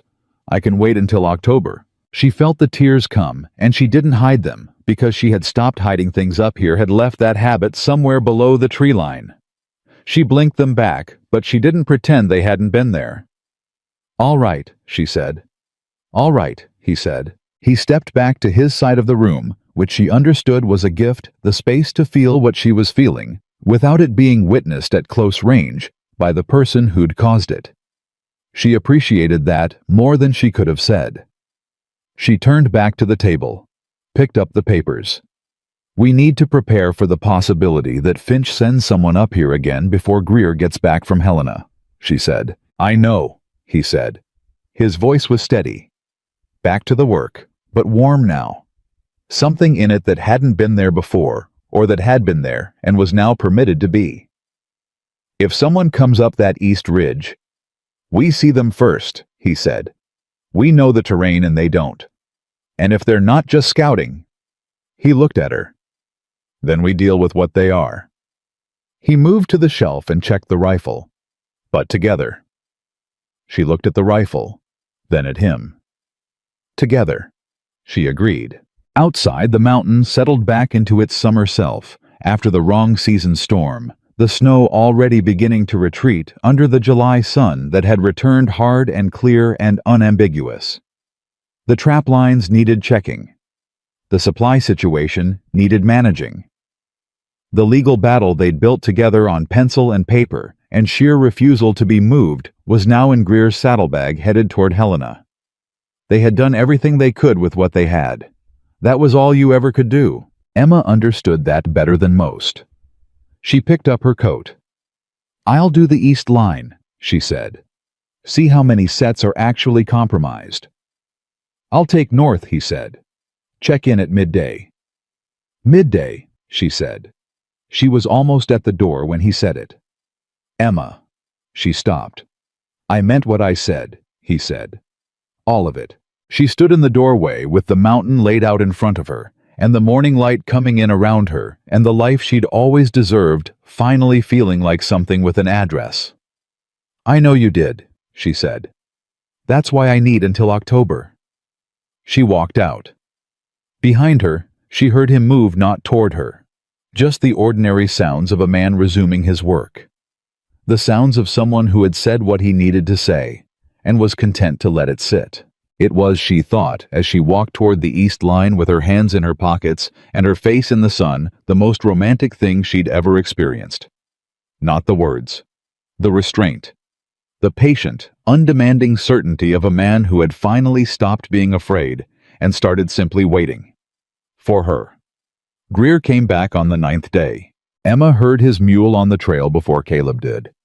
She always heard the animals first, that particular attunement that years of work had built into her, the way weather built itself into mountain rock. And she was already at the corral fence when he came through the tree line. She read his face before he dismounted. He was not carrying bad news, but he was carrying complicated news, which was its own category, and she'd learned the difference between the two a long time ago. Bad news made a person's face go flat. Complicated news made it go careful. Greer's face was careful. "Get inside," she said. "Tell us together." Caleb was at the work table when they came in. He looked at Greer the same way Emma had, reading the face, reading the body, reaching the same conclusion she had. He put down what he was working on and waited. Greer sat. He pulled the saddlebag onto the table and opened it. "Cord took the case," he said. "He read everything the same night I arrived. He said, and I'm giving you his exact words, he said. It was the cleanest continuous occupation claim he'd seen in 15 years of territorial law." He looked at Caleb. "He filed the counterclaim the next morning. Interference with lawful commercial operation. Documented sabotage. And," he paused, "fraud. Forward sale of an asset under disputed and ultimately invalid title." "That last one lands on Finch personally," Emma said. Cord said the same thing. Greer nodded. "The fraud claim isn't against a business. It's against Dale Finch as an individual, which means his personal assets are exposed, not just his operation." Caleb leaned back slowly. The kind of movement a person made when weight was being redistributed, not removed, but shifted into a more manageable position. "What's the timeline?" he asked. "Cord expects the territorial judge to dismiss Finch's injunction within 30 days. The counterclaim will take longer, 60 to 90 days for a full hearing." Greer reached into the saddlebag again. "But here's what I didn't expect." He pulled out a folded letter and set it on the table.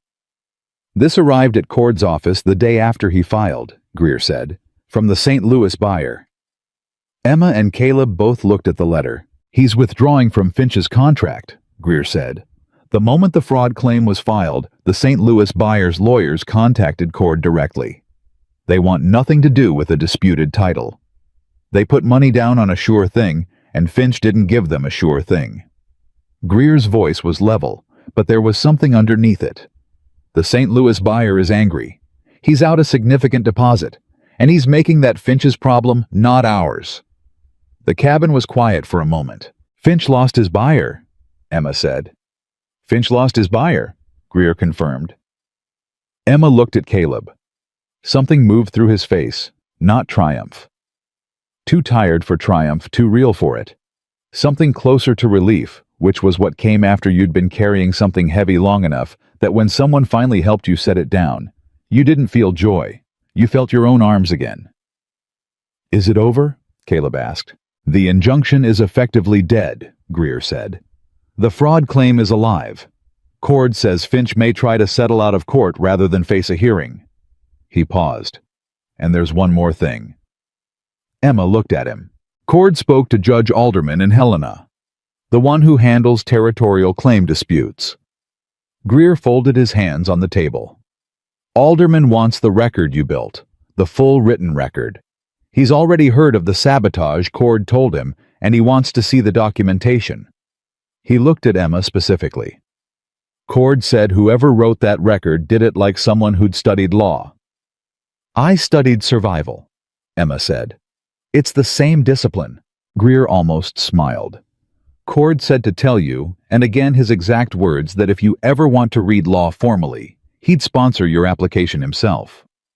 The silence that followed was a different kind of silence from any they'd had in the cabin before. Not the silence of tension or exhaustion or the mountain pressing in. The silence of something opening.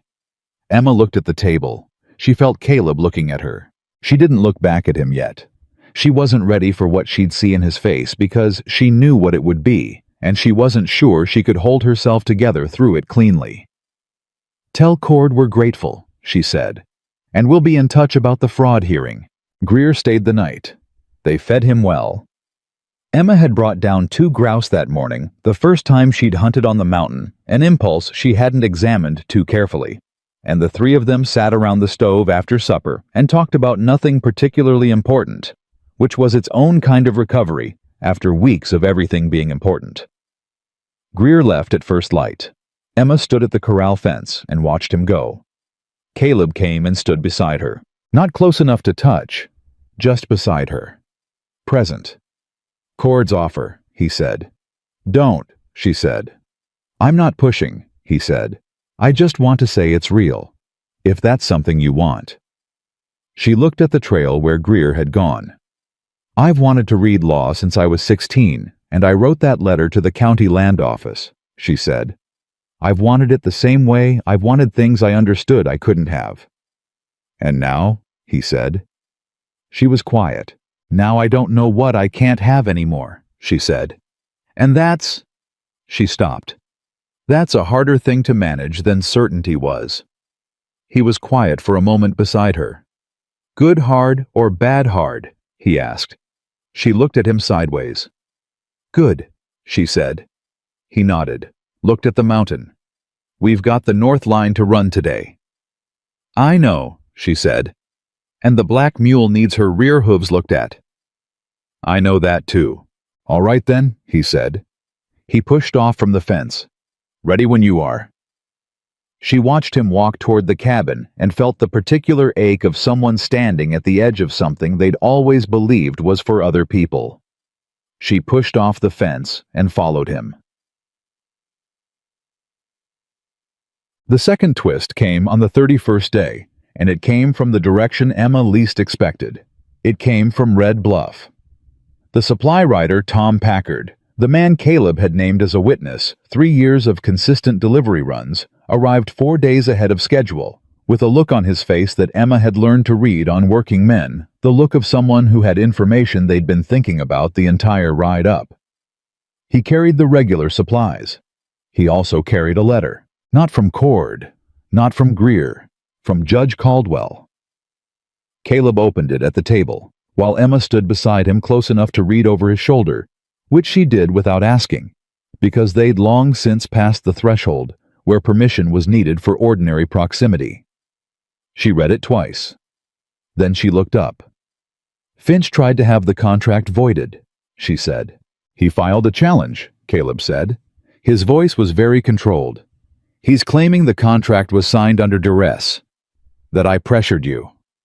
The cabin went very quiet.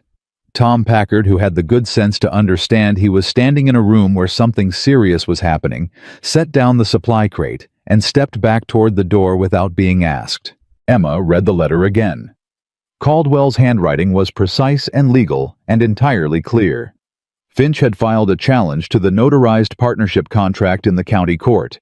His claim that Emma Carter, a woman of limited means and social standing, had been coerced by Caleb Morgan into signing an agreement that benefited Morgan disproportionately. That the contract was therefore invalid. That Emma had no legal standing as a partner in the operation. It was Emma understood with a cold clarity that settled into her the way real anger settled, not hot, not loud, but deep and permanent, the most sophisticated thing Finch had done. Because it was designed to look like protection. Like a man standing up for a woman who'd been taken advantage of, when what it actually was a man trying to erase her. "He's using me to get to you," she said. Her voice was even. She was very, very calm. "Yes," Caleb said. The same controlled evenness. "If the contract is voided, I have no standing. The notarized record becomes irrelevant. The counterclaim loses its second signature." She set the letter down. "And I go back to being nobody he has to account for." "Yes," Caleb said again. She looked at him. "He watched you walk through that crowd in the livery. He knows you'll fight for the claim. He's not sure you'll fight the same way if it looks like fighting means using me." Caleb's jaw tightened. He miscalculated. "Badly," Emma said. She turned to Tom Packard. "Tom, I need you to answer something honestly." He straightened. "Yes, ma'am." "In 3 years of supply runs to this camp before I came up here, have you ever known Caleb Morgan to pressure, mislead, or misrepresent anything to anyone in his dealings?" Packard didn't hesitate. "No, ma'am. Mr. Morgan's word is it's the standard I measure other men against if I'm honest. And since I've been here, have you seen any indication that I'm here against my will, that I've been coerced, that I'm anything other than exactly what the contract says?" Packard looked at her steadily.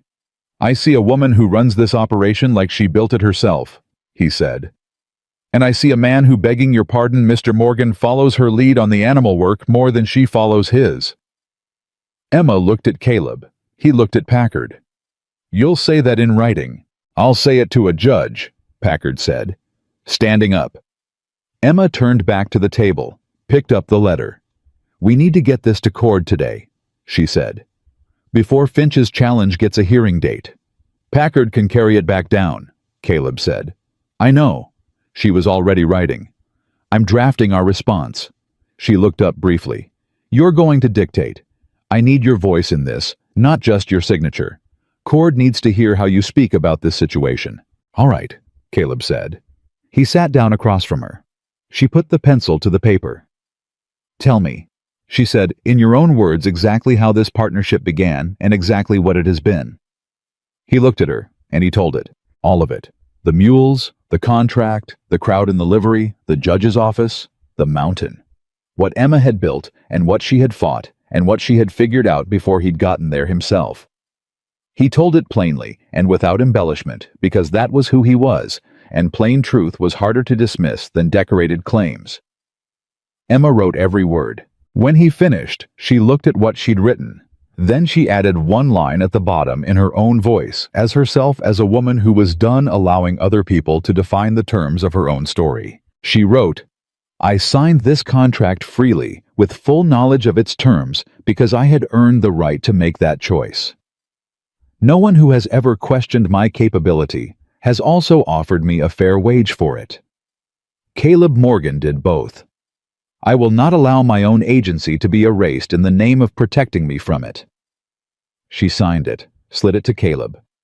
He read her added line. He read it twice. Then he looked up, and the thing in his face was not the almost smile. It was something beyond that. Something full and clear and unguarded. "That's the truest thing anyone's written in this case," he said. "Sign it," she said. Her voice was not entirely steady. He signed it. Packard rode down with the letter that afternoon. They watched him go from the corral fence the same way they'd watched Greer go, and the mountain received the silence of his departure, the way it received everything without ceremony. Emma's hands were in her pockets. The summer that had started in Red Bluff with heat that felt like punishment had shifted into something else up here. Thinner, cleaner, the particular quality of high-altitude August that was warm in the direct sun and honest about its temperature everywhere else. "He's going to lose," she said, not a question. Finch, Caleb said. Yes. Yes, he said. He is. She looked at the trail where Packard had gone. When this is finished, she said carefully, what happens to the operation? What do you mean? The legal battle. When it resolves. When the injunction is dead and the fraud claim settles and the contract challenge fails. She kept her eyes on the trail. What does the operation look like then? He was quiet for a moment. That depends, he said. On what? On what you decide in October, he said. She turned and looked at him. He was looking at her with the same directness he'd used when he told her he'd been waiting his whole life without knowing what for. The same absence of performance, just a man standing in the plain truth of what he felt offering it without condition. I haven't decided yet, she said. I know, he said. I'm not going to decide yet. I know that too, he said. She looked at him for a long moment. You're not afraid, she said. That I won't. I'm not afraid of much anymore, he said. The same words he'd said by the fire in the first week, but different now, not admission of damage, declaration of something else. And I've never been afraid of you. Why not? She said quietly. Because you're not something that happens to a person, he said. You're someone who decides. He looked at her steadily. And whatever you decide, it'll be right, because it'll be yours. She felt the tears again. Let them come to the edge and held them there. That might be, she said, the best thing anyone has ever said to me. I mean it, he said. I know you do, she said. That's what makes it the best thing.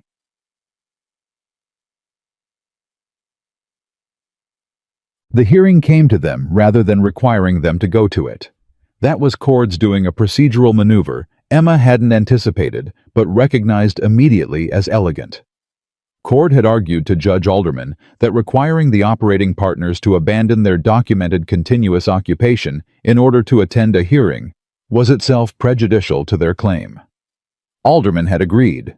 He sent a circuit representative up to Red Bluff with authority to take depositions and review evidence in person. The representative, a lean, precise man named Foster, who rode a good horse and said exactly as much as necessary, and no more, which Emma respected, arrived in Red Bluff on a Wednesday.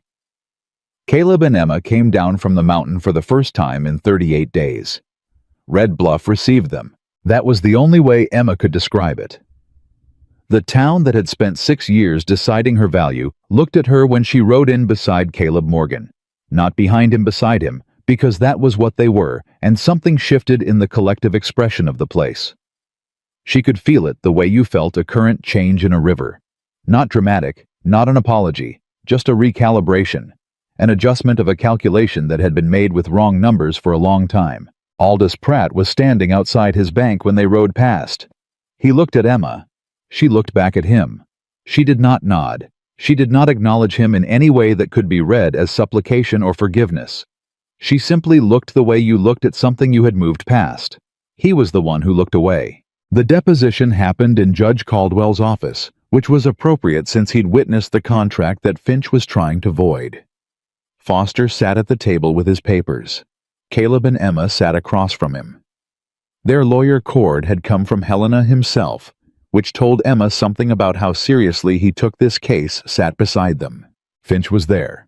He'd brought a lawyer from Missoula, a heavy man who kept his coat on despite the heat, and who looked at Emma when she entered the room with the particular expression of a man recalculating a problem he'd thought was simpler. Foster asked his questions methodically.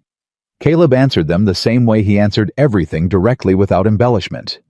Emma answered hers with the precision of someone who had spent 38 days on a mountain building the record that was now being read back to her in a wood-paneled office. Then Finch's lawyer made his argument. He was good. Emma would give him that.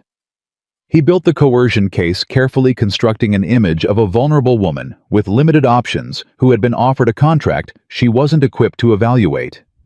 He used words like dependent and isolated and unsophisticated, and each one landed in the room like a stone into water, the ripple spreading outward. Emma waited. When he finished, Foster looked at her. "Miss Carter," he said, "would you like to respond?" Yes, she said. She didn't look at notes. She didn't look at Cord. She looked at Foster directly, because he was the one whose understanding mattered in this room. I wrote the original contract, she said. Mr. Morgan signed the version I drafted. I set the terms, I named the witnesses, and I selected the venue for notarization. I have been managing the animal operation on this claim at altitude in adverse weather for 38 days. I identified the legal vulnerability in Mr. Finch's injunction before our lawyer did. I built the evidentiary record that Mr. Cord is currently holding in that folder. She paused. I am many things. Unsophisticated is not among them. And any claim that I required protection from a contract I wrote myself is not concern for my welfare. It is an attempt to remove me from a situation where my presence is inconvenient to someone else's plans. The room was very quiet. Finch's lawyer wrote something on his paper. Foster looked at him. Counselor, your response. The response was thin. Emma heard it and knew it was thin, and could see from the way Cord's posture changed a slight relaxation barely visible that he knew it too. Foster closed his file. He looked at both parties. He looked at the documents. He looked at the room with the expression of a man who had seen enough of these situations to know what he was looking at, and was not going to pretend otherwise. I'll have my recommendation to Judge Alderman within the week, he said. I anticipate he'll rule within 30 days after that. They rode back up the mountain that afternoon. They didn't talk much on the way up. There was a particular kind of exhaustion that came after you'd held yourself completely together in a room full of people who wanted you to fall apart, and Emma was feeling it in every part of her body. Not collapse. Just the natural release of sustained tension. Caleb rode beside her. He matched her pace the same way he always did, not leading, not following. Beside. About an hour from camp, Emma said, "Thank you." He looked at her. For what? For not speaking for me in that room. He was quiet for a moment. It wasn't my place. A lot of men would have thought it was, she said. A lot of men are wrong about a lot of things, he said. She looked at him.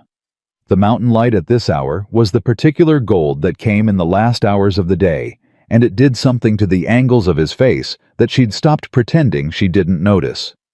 Caleb, she said. Yeah. I've made my decision, she said. He went still. Not pulling up his horse, they kept moving, but still inside his body, in the way he went still, when something mattered. October's not here yet, he said carefully. I know, she said. I'm not waiting for October. He looked at her. I came up this mountain for money, she said. For escape. For a foothold in a life that kept sliding out from under me. She kept her eyes on the trail ahead. I'm staying because none of those things are the reason anymore. Silence. The horses moving. The mountain in the gold light holding everything in its impersonal, faithful way. Why are you staying? He said. Quiet. Not pushing. Just wanting to hear it. She looked at him. Because you built something up here that's meant to last, she said. And I'm tired of things that don't. He held her eyes. The almost smile came. And then for the first time in the 38 days she'd known him, it didn't stop at almost. It became the real thing, full and warm and slightly unguarded in the way that faces were unguarded when they forgot to manage themselves. It changed him. Not into someone different. Into someone she'd been seeing the shape of for weeks, finally fully lit. Emma Carter, he said. Don't make a speech, she said. You'll ruin it. He laughed. She hadn't heard him laugh before. It was a low sound. Genuine, surprised out of him, the way real laughter always was, not performed, not social, just a man caught off guard by joy. She felt it in her chest, like a bell struck once clean and resonant, the sound filling the space and then settling. All right, he said. No speech. They rode. The ruling came 26 days later. Cord sent it up with Packard, and Emma read it at the table, while Caleb stood at the stove, and the black mule could be heard expressing her opinions about something in the corral outside. Judge Alderman had dismissed Finch's injunction. He had upheld the Morgan-Carter partnership contract as fully valid, freely entered, and legally binding. He had found sufficient evidence to advance the fraud claim to a full hearing, and had issued a preliminary finding that Finch's forward sale of assets under disputed title constituted bad faith dealing under territorial commercial law, and at the bottom of the ruling in language that Foster had clearly written carefully. The court notes that the evidentiary record in this matter was compiled with exceptional thoroughness, and reflects credit on the parties who assembled it. The court further notes that the partnership model demonstrated in this operation, documented, witnessed, legally sound, represents the standard by which territorial claims management should properly be conducted. Emma set the paper down. She was quiet for a moment. "Well," she said. Caleb looked at her. "It's over," she said. "The injunction's over," he said. "The fraud hearing's still coming." "Finch will settle," she said. "Before the hearing. His lawyer knows what Cord has. He'll settle." "You're sure?" "He forward sold assets he didn't own to a buyer who's already turned against him. His business reputation is gone regardless of the hearing outcome. Settling limits his personal financial exposure." She looked at the ruling. "He'll settle. Cord should push for a public admission." "You think Cord will get that?" "I think Cord is very good," she said. "And I think I'm going to write him a letter this week, outlining the argument for it." Caleb looked at her. "Cord's going to want to hire you," he said. "He already offered," she said. "Greer told me. Sponsored application to read law." And she looked at the ruling. At her name beside Caleb's in the court's language. The Morgan-Carter partnership. Not Miss Carter. Not the woman Morgan brought up from Red Bluff. The partnership. Two names, equal weight, equal standing. "And I'm thinking," she said. He came and sat across from her, put his hands on the table, not reaching for her, just present, grounded, the way he was always grounded. "What are you thinking?" he asked. She looked at him, really looked at him, at the man who had walked through a crowd without performing it, who had held her hands in the dark without asking for anything in return, who had built a cabin for two people and waited and said, "Whatever you decide will be right, because it will be yours." "I'm thinking," she said slowly, "that a woman who reads law and runs a mountain operation with a documented legal partnership is a harder target than either one alone." He was very still. "I'm thinking," she continued, "that Cord is in Helena and the mountain is here, and I'm not willing to choose between them." "You don't have to," he said. His voice was low. "I know," she said. "Helena's 4 days' ride," he said. "Court season is winter months mostly. The mountain's quiet in winter." "I know that too," she said. "Emma." She looked at him. "What are you actually saying?" he said. She took a breath. "I'm saying," she said, "that I built something up here that I'm not leaving. And I'm saying that reading law is something I'm going to do. And I'm saying—" She stopped, steadied herself. "I'm saying that the man who told me he'd been waiting his whole life without knowing what for, I'd like him to stop waiting." Caleb looked at her across the table. The mountain outside was going about its September business. The aspens turning the air, sharpening the animals, beginning the slow preparation for what was coming. The season was ending. Another was beginning. The mountain made no distinction between them. It simply continued as it always had, holding what was built on it with the same faithful indifference it had always offered. Caleb reached across the table and put his hand over hers. She turned her hand over and held it. "I'm not a man who has much to offer in the ordinary way," he said. "I know," she said. "I don't want the ordinary way." "I have a mountain," he said, "and a cabin that was built to last, and a legal claim that's about to be the cleanest title in the Bitterroots." He looked at her hand in his. "And whatever I have, it's yours. Equal, same as the contract." "Better than the contract," she said. "Better than the contract," he agreed. She looked at their hands on the table, at the scar on her left palm from the wire fence she'd held at 14, at his hands that had built this cabin, run these lines, and held hers in the dark without asking for anything. "There's one condition," she said. He looked up. "We write it down," she said. properly, witnessed, notarized. He stared at her for exactly 1 second. Then he laughed again, that same low, genuine, bell-struck sound that she'd been carrying in her chest since the first time she heard it on the trail. "Yes, ma'am," he said. She looked at him.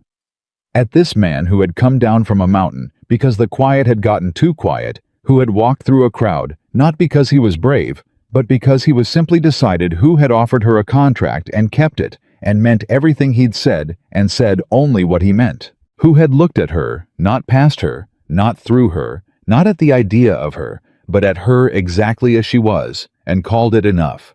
Called it more than enough. Called it the thing he'd been waiting for. Emma Carter had driven a nail through a horseshoe on a July morning, and not apologized because she had stopped apologizing for the force of what she was. She had signed her name on a contract she wrote herself. She had gone up a mountain that wasn't hers, and made herself essential to it.